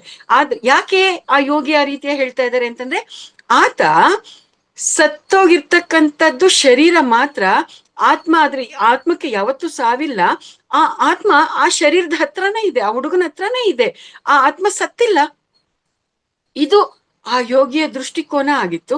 ಹಾಗಾಗಿ ಆ ಯೋಗಿಗೆ ಆ ಆತ್ಮ ಕಾಣಿಸ್ತಾ ಇತ್ತು, ಆತ್ಮಕ್ಕೆ ಸಾವಿಲ್ಲ ಅನ್ನೋದು ಅವ್ರಿಗೆ ಗೊತ್ತಿದ್ರಿಂದ ನಿಮ್ಮಮ್ಮ ಸತ್ತಿಲ್ಲ ಅಂತ ಅವರು ಹೇಳಿದ್ರು. ಆದ್ರೆ ಆ ಹುಡುಗ ಆ ಶರೀರವನ್ನ ಮಾತ್ರ ನೋಡುವಂತ ಒಂದು ಸ್ಥಿತಿಯಲ್ಲಿ ಇದ್ದಿದ್ರಿಂದ ನಮ್ ತಾಯಿ ಆ ಶರೀರವನ್ನ ಬಿಟ್ಟು ಹೊಟ್ಟೋಗಿದ್ದಾರೆ, ನಮ್ ತಾಯಿ ಸತ್ತೋಗಿದ್ದಾರೆ ಅನ್ನುವಂಥ ಸ್ಥಿತಿಯಲ್ಲಿ ಆತ ನೋಡಿ ದುಃಖವನ್ನ ಪಡ್ತಾ ಇದ್ದಿದ್ದು. ಅಂದ್ರೆ ಆ ಹುಡುಗನ ಸ್ಥಿತಿಗತಿಗೆ ಅನುಗುಣವಾಗಿ ಆತನಿಗೆ ತನ್ನ ತಾಯಿ ಸತ್ತೋಗಿದ್ದಾಳೆ ಅನ್ನೋದು ಅರ್ಥ ಆಯ್ತು. ಯೋಗಿಯ ಸ್ಥಿತಿಗತಿಗೆ ಅದಕ್ಕೆ ಅನುಗುಣವಾಗಿ ಆತನಿಗೆ ಆತ್ಮಕ್ಕೆ ಸಾವಿಲ್ಲ, ಆತ್ಮ ಬದುಕಿದೆ, ಆ ಹುಡುಗನ ತಾಯಿ ಬದುಕಿದ್ದಾಳೆ ಅನ್ನುವಂಥದ್ದು ಅವ್ರಿಗೆ ಅನ್ಸಿದ್ದು. ಈ ರೀತಿಯಾಗಿ ಅವರವರ ದೃಷ್ಟಿಕೋನಕ್ಕೆ ಅನುಗುಣವಾಗಿ ಎಲ್ಲವೂ ಕೂಡ ಅಲ್ಲಿ ಇರುತ್ತೆ ಅನ್ನುವಂಥದ್ದನ್ನ ನಮ್ಗೆ ತಿಳಿಸಿರುವಂಥದ್ದು. ಸೊ ಆ ಒಂದು ಯುದ್ಧ, ಮಹಾಭಾರತದ ಯುದ್ಧದಲ್ಲಿ ಶ್ರೀಕೃಷ್ಣ ಯುದ್ಧ ಮಾಡು ಅಂತ ಹೇಳ್ತಾನೆ. ಅರ್ಜುನ ಅಲ್ಲಿರೋರೆಲ್ಲರೂ ಕೂಡ ನನ್ನ ನೆಂಟರು, ನನ್ನ ರಕ್ತ ಸಂಬಂಧಿಕರು, ಅವ್ರನ್ನೆಲ್ಲಾರನ್ನು ಕೊಂದು ನಾನೇನು ಉದ್ಧಾರ ಆಗ್ಬೇಕು ಅಂತ ಹೇಳ್ತಾನೆ.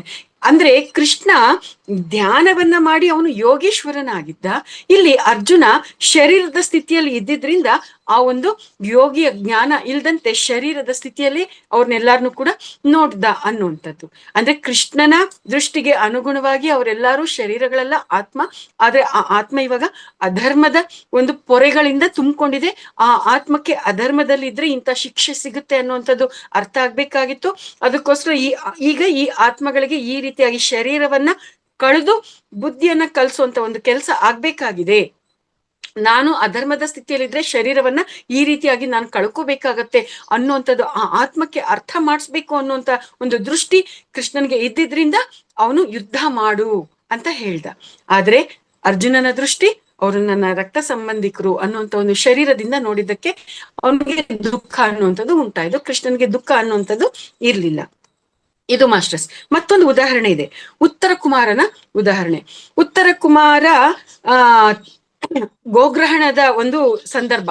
ಆ ಒಂದು ಕೌರವರು ಬಂದು ಆ ಒಂದು ರಾಜ್ಯದಲ್ಲಿ ಇರ್ತಕ್ಕಂಥ ಗೋವುಗಳನ್ನೆಲ್ಲ ಕೂಡ ಅವರು ತಮ್ಮ ರಾಜ್ಯಕ್ಕೆ ಕರ್ಕೊಂಡು ಹೋಗ್ತಾ ಇರ್ಬೇಕಾದ್ರೆ ಆ ಗೋವುಗಳನ್ನ ಪುನಃ ತನ್ನ ರಾಜ್ಯಕ್ಕೆ ಕರ್ಕೊಂಡ್ ಬರ್ಬೇಕು ಅಂತ ಅಂದ್ಬಿಟ್ಟು ಉತ್ತರ ಕುಮಾರ ಹೋಗ್ತಾನೆ. ಆ ಉತ್ತರ ಕುಮಾರನ್ಗೆ ಅರ್ಜುನ ಬೃಹನ್ನಳೆಯ ವೇಷದಲ್ಲಿ ಇರ್ತಕ್ಕಂಥ ಅರ್ಜುನ ಸಾರಥಿಯಾಗಿ ಹೋಗಿರ್ತಾನೆ. ಆದ್ರೆ ಇವನು ತುಂಬಾ ದೊಡ್ಡ ದೊಡ್ಡ ಮಾತುಗಳನ್ನ ಕೊಚ್ತಾ ಇದ್ದ, ಜಂಬ ಕೊಚ್ತಾ ಇದ್ದ ಇವನು ಉತ್ತರ ಕುಮಾರ. ಆ ರೀತಿಯಾಗಿ ಅವ್ರನ್ನ ಒಂದೇ ಏಟಿಗೆ ಅವ್ರನ್ನೆಲ್ಲಾನು ಕೂಡ ನಾಶ ಮಾಡ್ತೀನಿ ಕೌರವರನ್ನ ಅಂತ ಹೇಳ್ಬಿಟ್ಟು ಹೋಗ್ತಾನೆ. ಆದ್ರೆ ಅಲ್ಲಿ ಆ ಸೈನ್ಯವನ್ನ ನೋಡಿ ಒಳ್ಳೆ ಚಿಕ್ಕ ನಾಯಿ ಮರಿತರ ಹೆದರ್ಕೊಂಡು ವಾಪಸ್ ಓಡ್ ಬರ್ತಾ ಇರ್ತಾನೆ. ಆವಾಗ ಅರ್ಜುನ ಏನ್ ಮಾಡ್ತಾನೆ, ಇಲ್ಲ ನಿಂತ್ಕೋ, ಯುದ್ಧ ಮಾಡೋಣ, ಅವ್ರನ್ನ ಓಡಿಸೋಣ, ನಮ್ಮ ಗೋವುಗಳನ್ನ ವಾಪಸ್ ತರೋಣ ಅಂತ ಹೇಳ್ತಾನೆ. ಅಂದ್ರೆ ಉತ್ತರ ಕುಮಾರನ ದೃಷ್ಟಿ ಆ ರೀತಿಯಾಗಿತ್ತು, ಭಯದಲ್ಲಿ ಇತ್ತು. ಅಂದ್ರೆ ಅವನ್ಗೆ ಯಾಕೆ ಭಯ ಇತ್ತು ಅಂತಂದ್ರೆ ಅವನ ಅಂತರ್ಗತ ಸ್ಥಿತಿಯಲ್ಲಿ ಯಾಕೆ ಆ ರೀತಿ ಭಯ ಇತ್ತು ಅಂತಂದ್ರೆ ಅವನ್ ಯಾವುದೇ ಶಸ್ತ್ರಾಭ್ಯಾಸವನ್ನ ಮಾಡಿಲ್ಲ. ಶರೀರವನ್ನ ಮನಸ್ಸನ್ನ ಆ ರೀತಿಯಾಗಿ ಅವನು ತಯಾರು ಮಾಡ್ಕೊಂಡಿಲ್ಲ. ಅವನ ಶರೀರ ಮತ್ತು ಮನಸ್ಸು ಅಂತರ್ಗತ ಸ್ಥಿತಿ ಯಾವ ರೀತಿಯಾಗಿತ್ತೋ ಅದಕ್ಕೆ ಅನುಗುಣವಾಗಿನೇ ಅಲ್ಲಿ ಅವನ ಒಂದು ಬಾಹ್ಯವಾಗಿರ್ತಕ್ಕಂಥದ್ದು ಕ್ರಿಯೇಟ್ ಆಯ್ತು, ಭಯ ಅನ್ನುವಂಥದ್ದು ಅವನಲ್ಲಿ ಉಂಟಾಯ್ತು. ಅವನ ದೃಷ್ಟಿ ಆ ರೀತಿಯಾಗಿತ್ತು. ಆದ್ರೆ ಅರ್ಜುನ ಹೇಗಿದ್ದ, ಚಿಕ್ಕ ವಯಸ್ಸಿನಿಂದಾನೇ, ಬಾಲ್ಯದಿಂದಾನೇ ಎಲ್ಲವನ್ನು ಕೂಡ ಶಸ್ತ್ರಾಭ್ಯಾಸವನ್ನ ಮಾಡಿ ಧೈರ್ಯಶಾಲಿ ಆಗಿದ್ದ. ಅದಕ್ಕೆ ಯುದ್ಧ ಮಾಡೋಣ ಅಂತ ಹೇಳ್ದ. ಇದು ಅರ್ಜುನನ ದೃಷ್ಟಿ, ಅದು ಉತ್ತರ ಕುಮಾರನ ದೃಷ್ಟಿ. ಅವರವರ ದೃಷ್ಟಿಗೆ ಅನುಗುಣವಾಗಿ ಆ ಸೃಷ್ಟಿ ನಡೀತು. ಉತ್ತರ ಕುಮಾರನ ದೃಷ್ಟಿಗೆ ಅನುಗುಣವಾಗಿ ಹೆದರಿಕೆ ಅನ್ನೋದು ಕ್ರಿಯೇಟ್ ಆಯ್ತು, ಅರ್ಜುನನ ದೃಷ್ಟಿಗೆ ಅನುಗುಣವಾಗಿ ಧೈರ್ಯ ಅನ್ನುವಂಥದ್ದಲ್ಲಿ ಕ್ರಿಯೇಟ್ ಆಯ್ತು. ಈ ರೀತಿಯಾಗಿ ನಮ್ಗೆ ಅದ್ಭುತವಾದ ಉದಾಹರಣೆಯನ್ನ ಕೊಟ್ಟಿದ್ದಾರೆ. ಮತ್ತೆ ಕರೋನಾ ಸಮಯದಲ್ಲಿ ಪತ್ರಿಜಿಯವರು ಮನೆಯಲ್ಲಿ ಇದ್ಕೊಂಡು ಆ ಒಂದು ಪರಿಸ್ಥಿತಿ ಏನಿತ್ತು ಅದನ್ನ ನಾನು ಅಕ್ಸೆಪ್ಟ್ ಮಾಡ್ಕೊಂಡೆ ಅಂತ ಹೇಳ್ತಾ ಇದ್ದಾರೆ. ತುಂಬಾ ಜನ ಪತ್ರಿಜಿ ಅವ್ರಿಗೆ ಹೇಳ್ತಾ ಇದ್ರಂತೆ, ಸ್ವಾಮೀಜಿ ನೀವು ಒಂದೇ ಸಮನೆ ಸುತ್ತಾಡ್ತಾ ಇದ್ದೀರಲ್ಲ, ನೀವು ರೆಸ್ಟ್ ತಗೋಬೋದಲ್ವಾ ಅಂತ ಹೇಳ್ತಾ ಇದ್ರಂತೆ. ಆಗ ಪತ್ರಿಜಿ ಅವರು ಏನ್ ಹೇಳ್ತಾ ಇದ್ರು, ನನ್ಗೆ ಧ್ಯಾನ ಪ್ರಚಾರ ಮಾಡೋದೇ ನನಗೆ ರೆಸ್ಟ್, ಮನೇಲಿ ಕುತ್ಕೊಂಡು ನಿದ್ದೆ ಮಾಡ್ಬೇಕು, ಆರಾಮಾಗಿರ್ಬೇಕು ಅನ್ನುವಂಥದ್ದು ರೆಸ್ಟ್ ಅಲ್ಲ ನನಗೆ ಅನ್ನುವಂಥದ್ದನ್ನ ಅವ್ರು ಹೇಳ್ತಾ ಇದ್ರಂತೆ. ಅಂದ್ರೆ ರೆಸ್ಟ್ ತಗೋಬೇಕು ಅನ್ನುವಂಥ ಒಂದು ಪರಿಕಲ್ಪನೆ ಅವ್ರಿಗೆ ಆ ರೀತಿಯಾಗಿತ್ತು. ರೆಸ್ಟ್ ಅನ್ನುವಂಥದಕ್ಕೆ ಸಂಬಂಧಪಟ್ಟಂಗೆ ಪತ್ರಿಜಿಯವರ ಪರಿಕಲ್ಪನೆ ಈ ರೀತಿಯಾಗಿತ್ತು. ಅವರವರ ಪರಿಕಲ್ಪನೆ ಅವರವರ ದೃಷ್ಟಿಗೆ ಅನುಗುಣವಾಗಿ ಅವರವ್ರು ಇರ್ತಾರೆ, ಅವ್ರವ್ರ ಕೆಲಸ ಮಾಡ್ತಾ ಇರ್ತಾರೆ ಅನ್ನೋದನ್ನು ಕೂಡ ಇಲ್ಲಿ ನಮ್ಗೆ ಉದಾಹರಣೆಯಾಗಿ ಕೊಟ್ಟಿರ್ತಕ್ಕಂಥದ್ದು. ಮತ್ತೆ ಚೈನಾ ದೇಶದ ಒಂದು ಉದಾಹರಣೆ. ಚೈನಾ ದೇಶದಲ್ಲಿ ಪ್ರಾಣಿಗಳು ಯಾವ್ದಾದ್ರು ಸಿಕ್ಕಿದೆ, ಯಾವ್ದಾದ್ರು ಕ್ರಿಮಿಕೀಟ ಸಿಕ್ಕಿದೆ ಅಂದ್ರೂ ಕೂಡ ಅದನ್ನ ಜೀವಂತವಾಗಿ ಹಾಗೇನೆ ರಾಕ್ಷಸರ ರೀತಿಯಲ್ಲಿ ತಿಂದು ಬಿಡ್ತಾರೆ. ಬದುಕಿರುವಂತದನ್ನ ಹಾಗೇನೆ ಬಾಯಿಗೆ ಹಾಕೊಂಡು ಕಚ ಕಚ ಕಚ ಅಂತ ಅಗದ್ ಬಿಟ್ಟು ನುಂಗುತ್ತಾ ಇರ್ತಾರೆ. ಈ ರೀತಿಯಾಗಿರ್ತಕ್ಕಂಥ ಒಂದು ಉದಾಹರಣೆಯನ್ನ, ಅಂದ್ರೆ ಈ ಪ್ರಪಂಚದಲ್ಲಿ ಯಾವ ಜೀವಿಗಳು ಬದುಕೋಂಗಿಲ್ಲ, ಎಲ್ಲಾನು ಅವರೇ ಬದುಕ್ಬೇಕು, ಎಲ್ಲಾನು ಅವನು ಯಾರು ಇರಬಾರ್ದು ಅನ್ನುವಂತ ಒಂದು ಆಲೋಚನೆ. ಅದಕ್ಕೆ ಆ ಒಂದು ಸ್ಥಿತಿಗತಿಯಲ್ಲಿ ಇದ್ದಂತ ಆ ಒಂದು ದೇಶದಲ್ಲಿ ಕರೋನಾ ಅನ್ನುವಂಥದ್ದು ಅಲ್ಲೇ ಸೃಷ್ಟಿಯಾಗಿದ್ದು, ಅಲ್ಲೇನೆ ಅವ್ರನ್ನ ಬಹಳಷ್ಟು ಜನರನ್ನ ನಿರ್ನಾಮ ಮಾಡಿದ್ದು. ಆಮೇಲೆ ಬೇರೆ ಬೇರೆ ಪ್ರಪಂಚದ ಬೇರೆ ಬೇರೆ ಭಾಗಗಳಲ್ಲಿ ಏನೇನೆಲ್ಲ ದೃಷ್ಟಿಕೋನಗಳಿತ್ತು, ಏನೆಲ್ಲ ಅಸ್ತವ್ಯಸ್ತಗಳಿತ್ತು, ಅದಕ್ಕೆ ಅನುಗುಣವಾಗಿ ಕರೋನಾ ಮಾತೆ ಎಲ್ಲ ಕಡೆಗೂ ವ್ಯಾಪಿಸಿದ್ದು ಅನ್ನುವಂಥದ್ದನ್ನ ಇಲ್ಲಿ ನಮ್ಗೆ ಅರ್ಥ ಮಾಡಿಸ್ತಾ ಇರ್ತಕ್ಕಂಥದ್ದು. ಅಂದ್ರೆ ಪ್ರಕೃತಿ ಮಾತೆ ಜಡ್ಜ್ಮೆಂಟ್ ಅನ್ನ ಕೊಡ್ತಾಳೆ, ಅದು ವಾಯ್ದೆಗಳ ಮೇಲೆ ವಾಯ್ದೆಗಳನ್ನ ಕೊಟ್ಟು ಜಡ್ಜ್ಮೆಂಟ್ ಅನ್ನ ಕೊಡ್ತಾಳೆ. ಸೊ ಅದನ್ನ ಪಾಠವನ್ನ ಕಲೀಲಿಲ್ಲ, ಅರ್ಥ ಮಾಡ್ಕೊಳ್ಳಿಲ್ಲ ಅಂತಂದಾಗ ಅವಳು ಒಂದು ಭೂಕಂಪದ ರೂಪದಲ್ಲೋ, ಸುನಾಮಿ ರೂಪದಲ್ಲೋ, ಅಥವಾ ಅತಿವೃಷ್ಟಿ ಅಥವಾ ಅನಾವೃಷ್ಟಿಯ ರೂಪದಲ್ಲೋ, ಅಥವಾ ಕರೋನಾ ರೂಪದಲ್ಲೋ ತನ್ನ ಜಡ್ಜ್ಮೆಂಟ್ ಅನ್ನ ಕೊಟ್ಟು ಏನ್ ಪಾಠವನ್ನ ಕಲಿಸ್ಬೇಕಾಗಿತ್ತು ಅದನ್ನ ಕಲಿಸ್ತಾಳೆ, ಏನು ಇಂಬ್ಯಾಲೆನ್ಸ್ ಆಗಿತ್ತು ಅದನ್ನ ಬ್ಯಾಲೆನ್ಸ್ ಮಾಡ್ಕೊಳ್ತಾಳೆ ಅನ್ನುವಂಥದ್ದನ್ನ ಇಲ್ಲಿ ನಮ್ಗೆ ತಿಳಿಸಿರೋದು ಮಾಸ್ಟರ್ಸ್. ಎಲ್ಲಾ ಪಿರಮಿಡ್ ಮಾಸ್ಟರ್ಸ್, ತುಂಬಾ ಜನ ಪಿರಮಿಡ್ ಮಾಸ್ಟರ್ಸ್ಗೂ ಕೂಡ ಕರೋನಾ ಬಂದಿತ್ತು. ಆದ್ರೆ ಅನೇಕ ಜನ ಪಿರಮಿಡ್ ಮಾಸ್ಟರ್ಸ್ ಆಗಿರೋರು ಕರೋನಾವನ್ನ ಸರ್ವೈವ್ ಆದ್ರು. ಅವ್ರಿಗೆ ಕರೋನಾ ಏನು ಮಾಡ್ಲಿಲ್ಲ, ಅವ್ರನ್ನ ಬಿಟ್ಕೊಟ್ಬಿಡ್ತು, ಆರಾಮಾಗಿ ನೀವಿರಿ ಅಂತ ಹೇಳ್ತು. ಆದ್ರೆ ಕೆಲವರು ಪಿರಮಿಡ್ ಮಾಸ್ಟರ್ಸ್ ಆಗಿರೋರು ಕೂಡ ಶರೀರವನ್ನ ಬಿಟ್ರು. ಯಾಕೆ ಅಂತಂದ್ರೆ ಅವರು ಎಷ್ಟೇ ಜ್ಞಾನ ಇದ್ರೂ ಕೂಡ ಅಯ್ಯೋ ನನ್ ಕರೋನಾ ಬಂದ್ಬಿಟ್ಟಿದೆಯಲ್ಲ ಅನ್ನುವಂತ ಅಜ್ಞಾನಕ್ಕೆ ಅವ್ರು ಬಿದ್ದಾಗ ಆ ಅಜ್ಞಾನಕ್ಕೆ ಅನುಗುಣವಾಗಿ ಅವ್ರಿಗೆ ಫಲವನ್ನ ಕೊಡುವಂಥದ್ದು ಅಲ್ಲಿ ನಡೀತು ಮಾಸ್ಟರ್ಸ್. ಅದು ಜ್ಞಾನಿಗಳಾಗಿರ್ಲಿ ಅಜ್ಞಾನಿಗಳಾಗಿರ್ಲಿ, ಯಾರು ಯಾವ ಸಮಯದಲ್ಲಿ ಬೇಕಾದ್ರೂ ಕೂಡ ಅಜ್ಞಾನಕ್ಕೆ ಬೀಳೋದಿಕ್ಕೆ ಅವಕಾಶ ಇರುತ್ತೆ. ಮಹಾಯೋಗಿ, ಜಗದ್ಗುರು, ವಿಶ್ವಗುರು, ಎಂತ ಗುರುಗಳೇ ಆಗಿರ್ಲಿ, ಶರೀರವನ್ನ ಬಿಡುವಂತ ಕೊನೆಯ ಆ 40 ಸೆಕೆಂಡುಗಳು, ಆ 40 ಸೆಕೆಂಡುಗಳಲ್ಲಿ ಅವ್ರು ಏನದ್ರ ಬಗ್ಗೆ ಯೋಚನೆ ಮಾಡ್ತಾರೋ ಅದೇ ಅವರ ಮುಂದಿನ ಜನ್ಮಕ್ಕೆ ಕಾರಣ ಆಗುತ್ತೆ ಅನ್ನುವಂಥದ್ದು. ಆ 40 ಸೆಕೆಂಡುಗಳಲ್ಲಿ ಮಹಾಜ್ಞಾನಿ, ಸಂಪೂರ್ಣ ಜ್ಞಾನಿ, ಪರಿಪೂರ್ಣ ಜ್ಞಾನಿ ಅಂತ ಅನ್ಸ್ಕೊಂಡಿರೋರು ಕೂಡ ಅಜ್ಞಾನಿ ಆಗೋದಿಕ್ಕೆ ಅವಕಾಶ ಇರುತ್ತೆ. ಈ ರೀತಿಯಾಗಿ ಇದ್ದಾಗ ಆ ಒಂದು ಪಿರಮಿಡ್ ಮಾಸ್ಟರ್ಸ್ ಆಗಿರೋರು ಬಹಳಷ್ಟು ಜನ ಶರೀರವನ್ನ ಬಿಡುವಂಥದ್ದು ನಡೀತು ಕರೋನಾ ಸಮಯದಲ್ಲಿ. ಅದರ ಹಿಂದೆ ಈ ರೀತಿಯಾಗಿರ್ತಕ್ಕಂಥ ಪರಿಕಲ್ಪನೆನೂ ಇದೆ. ಕರೋನಾ ಅನ್ನುವಂಥ ಒಂದು ಕಾರಣದಿಂದ ಇನ್ನ ಈ ಜನ್ಮವನ್ನ ಸಾಫ್ ಮಾಡ್ಕೊಳ್ಳೋಣ ಅನ್ನುವಂಥ ಪರಿಪಕ್ವತೆಯ ಸ್ಥಿತಿನೂ ಇದೆ. ಅನೇಕ ಕಾರಣಗಳು ಇದೆ ಮಾಸ್ಟರ್ಸ್, ಒಂದೇ ಕೋನದಲ್ಲಿ ಕೆಲವನ್ನ ನಾವು ನೋಡೋದಿಕ್ಕಾಗಲ್ಲ. ಆದ್ರೆ ಇದು ಇದೆ, ಈ ರೀತಿಯಾಗೂ ಇದಾರೆ ಜ್ಞಾನಿಗಳಾಗಿರೋರು, ಪಿರಮಿಡ್ ಮಾಸ್ಟರ್ಸ್ ಆಗಿರೋರು ಅನ್ನೋದನ್ನ ಹಸಿ ಹಸಿ ಸತ್ಯ, ನಾವು ಅದನ್ನು ಕೂಡ ಅರ್ಥ ಮಾಡ್ಕೋಬೇಕು. ಇರೋದನ್ನ ಇರೋ ಹಾಗೆ ನಾವು ನೋಡ್ಬೇಕು. ಅನೇಕ ಪಿರಮಿಡ್ ಮಾಸ್ಟರ್ಸ್ ಆ ಸಮಯದಲ್ಲಿ ಶರೀರವನ್ನ ಬಿಟ್ಟವರಲ್ಲಿ ಯಾರ್ಯಾರು ಆ ಒಂದು ಶರೀರದ ಸ್ಥಿತಿಯಲ್ಲಿ ಇದ್ರು, ಅಜ್ಞಾನದ ಸ್ಥಿತಿಯಲ್ಲಿ ಇದ್ರು, ಅವ್ರು ಖಂಡಿತ ಶರೀರ ಬಿಟ್ಟಿದ್ದಾರೆ. ಆದ್ರೆ ಅದೇ ಕರೋನಾದಿಂದ ಕೆಲವರು ಶರೀರವನ್ನ ಬಿಟ್ಟಿದ್ದಾರೆ, ಆದ್ರೆ ಪರಿಪಕ್ವತೆಯಿಂದ ಬಿಟ್ಟಿರುವಂತದ್ದು ಕೂಡ ಇದೆ. ಇದು ಮಾಸ್ಟರ್ಸ್ ಇಲ್ಲಿ ಇರ್ತಕ್ಕಂಥ ಸೂಕ್ಷ್ಮತೆ. ಒಂದು ಕಾರಣ ಬೇಕಾಗಿತ್ತು ಶರೀರವನ್ನ ಬಿಡೋದಿಕ್ಕೆ ಅವ್ರಿಗೆ ಪರಿಪಕ್ವತೆಯಲ್ಲಿ, ಅದ್ರ ಕಾರಣ ಆಗಿ ಅವರು ಬಿಟ್ಟಿರ್ತಕ್ಕಂಥದ್ದು. ಸೊ ಈ ಎಲ್ಲ ಉದಾಹರಣೆಗಳನ್ನ ಕೊಡ್ತಾ ನಮ್ಮ ದೃಷ್ಟಿಯಂತೆ ನಮ್ಗೆ ಸೃಷ್ಟಿ ಇರುತ್ತೆ ಅನ್ನೋದನ್ನ ನಮ್ಗೆ ತಿಳಿಸಿರ್ತಕ್ಕಂಥದ್ದು. ಮತ್ತೆ ಇನ್ನೊಂದು ಅದ್ಭುತವಾಗಿರ್ತಕ್ಕಂಥ ಒಂದು ವಿಚಾರವನ್ನ ಇಲ್ಲಿ ತಿಳಿಸಿದ್ದಾರೆ. ಯೂನಿವರ್ಸ್ಗೆ ನಾವು ಏನ್ ಕೇಳ್ತಾ ಇದ್ದೀವಿ, ಯಾರ್ ಕೇಳ್ತಾ ಇದ್ದೀವಿ ಅನ್ನೋದು ವ್ಯತ್ಯಾಸ ಇಲ್ಲ. ಅಲ್ಲಿ ರಾಕ್ಷಸರು ಕೇಳಿದ್ರು ರಾಕ್ಷಸರಿಗೂ ವರನ್ ಕೊಡುತ್ತೆ, ದೇವತೆಗಳು ತಪಸ್ ಮಾಡಿ ಯೂನಿವರ್ಸ್ಗೆ ವರ ಕೇಳಿದ್ರು ದೇವತೆಗಳಿಗೂ ವರ ಕೊಡುತ್ತೆ, ಅಥವಾ ಮನುಷ್ಯರು ತಪಸ್ ಮಾಡಿ ವರ ಕೇಳಿದ್ರು ಮನುಷ್ಯರಿಗೂ ವರ ಕೊಡುತ್ತೆ. ಕೇಳ್ತಾ ಇರೋದು ಮನುಷ್ಯರ, ರಾಕ್ಷಸರ, ದೇವತೆಗಳ ಅಂತ ವ್ಯತ್ಯಾಸ ಇರೋದಿಲ್ಲ ಯೂನಿವರ್ಸ್ಗೆ. ಯಾರು ಏನ್ ಕೇಳಿದ್ರು ಕೂಡ ಆ ಯೂನಿವರ್ಸ್ ಜೊತೆ ಕನೆಕ್ಟ್ ಆಗಿ ಯಾರು ಏನ್ ಕೇಳಿದ್ರು ಕೂಡ ಅವ್ರಿಗೆ ತಥಾಸ್ತು ಅಂತ ಕೊಡ್ತಾ ಇರುತ್ತೆ. ಅಂದ್ರೆ ಏನು, ನಾವು ಏನ್ ಕೇಳ್ತಾ ಇದ್ದೀವಿ ಅನ್ನೋದು ನಮ್ಮದೇ ಜವಾಬ್ದಾರಿ ಆಗಿರುತ್ತೆ. ನಾವು ಏನ್ ಸೃಷ್ಟಿ ಮಾಡ್ಕೊಳ್ತಾ ಇದೀವಿ ಅನ್ನೋದು ನಮ್ದೇ ಜವಾಬ್ದಾರಿ ಆಗಿರುತ್ತೆ. ನನ್ನ ಸಂಸಾರ ಇವತ್ತು ಈ ರೀತಿಯಾಗಿದೆ ಅಂತಂದ್ರೆ ನಾವ್ ಅದನ್ನ ಇದು ಬೇಕು ನನಗೆ ಅಂತ ನಾವು ಸೃಷ್ಟಿ ಮಾಡ್ಕೊಂಡು ಬಂದಿದೀವಿ. ಇದು ಹಸಿ ಹಸಿ ಸತ್ಯ. ಇಷ್ಟ ಆದ್ರೂ ಕಷ್ಟ ಆದ್ರೂ ಒಪ್ಕೊಳಂಗಾದ್ರೂ ಒಪ್ಕೊಳಕ್ ಆಗದೆ ಇದ್ರು ಇದೇ ಸತ್ಯ, ನಾವು ಒಪ್ಕೊಳ್ಳೇಬೇಕಾಗತ್ತೆ. ಎಸ್ ಮಾಸ್ಟರ್ಸ್, ಈ ರೀತಿಯಾಗಿ ನಮ್ಗೆ ಈ ಉದಾಹರಣೆಗಳನ್ನ ಕೊಟ್ಟಿದ್ದಾರೆ. ಮತ್ತೆ ಸೀತೆದು ಒಂದೇ ಒಂದು ಉದಾಹರಣೆ ಇದೆ ಮಾಸ್ಟರ್ಸ್, ಅದನ್ನ ಹೇಳ್ಬಿಟ್ಟು ವಿಚಾರಗಳಿಗೆ ವಿರಾಮವನ್ನ ಕೊಡೋಣ. ಸೀತೆ ಲಂಕೆಯಲ್ಲಿ ಇದ್ಲು, 1 ವರ್ಷಗಳ ಕಾಲ ಇದ್ಲು ಅನ್ನುವಂಥದ್ದು ಇಲ್ಲಿ ನಮ್ಗೆ ತಿಳಿಸ್ತಾ ಇದ್ದಾರೆ. ಆ 1 ವರ್ಷ ಕಾಲ ಸೀತೆ ಲಂಕೆಯಲ್ಲಿದ್ರು, ಅಲ್ಲಿ ಯಾವುದೇ ರೀತಿಯಾಗಿರ್ತಕ್ಕಂಥ ಆಹಾರವನ್ನ ಆಕೆ ಸೇವನೆ ಮಾಡ್ಲಿಲ್ಲ. ಆಹಾರ ಸೇವನೆ ಮಾಡ್ಲಿಲ್ಲ ಅಂತಂದ ಮಾತ್ರಕ್ಕೆ ಅವಳೇನಾದ್ರೂ ಸತ್ತೋದ್ಲ? ಇಲ್ಲ. ಆಕೆ ಮಹಾಯೋಗೀಶ್ವರಿ. ಆಕೆ ಎಂತಹ ಮಹಾಸಾಧ್ವಿ ಅಂತಂದ್ರೆ ಅಲ್ಲಿ ಲಂಕೆಯಲ್ಲಿ ಇದ್ದಷ್ಟು ದಿನ ತಪಸ್ಸನ್ನ ಮಾಡ್ತಾ ಇದ್ಲು. ಆ ಒಂದು ತಪಸ್ಸಲ್ಲಿ ಆಕೆ ಅದ್ಭುತವಾಗಿರ್ತಕ್ಕಂಥ ಸ್ಥಿತಿಯಲ್ಲಿ ಇದ್ಲು. ಸೊ ದೇವತೆಗಳು ಆಕೆಗೆ ಕಾಣಿಸ್ಕೊಳ್ತಾ ಇದ್ರು, ದೇವತೆಗಳು ಆಕೆಗೆ ಅಮೃತವನ್ನ ಸುರಿತಾ ಇದ್ರು. ಆ ಅಮೃತದಿಂದ ಆಕೆಗೆ ಭೌತಿಕವಾಗಿರ್ತಕ್ಕಂಥ ಆಹಾರದ ಅವಶ್ಯಕತೆ ಇಲ್ಲದೆ ಆನಂದವಾಗಿ ಅಲ್ಲಿ ಅವಳು ಇದ್ಲು.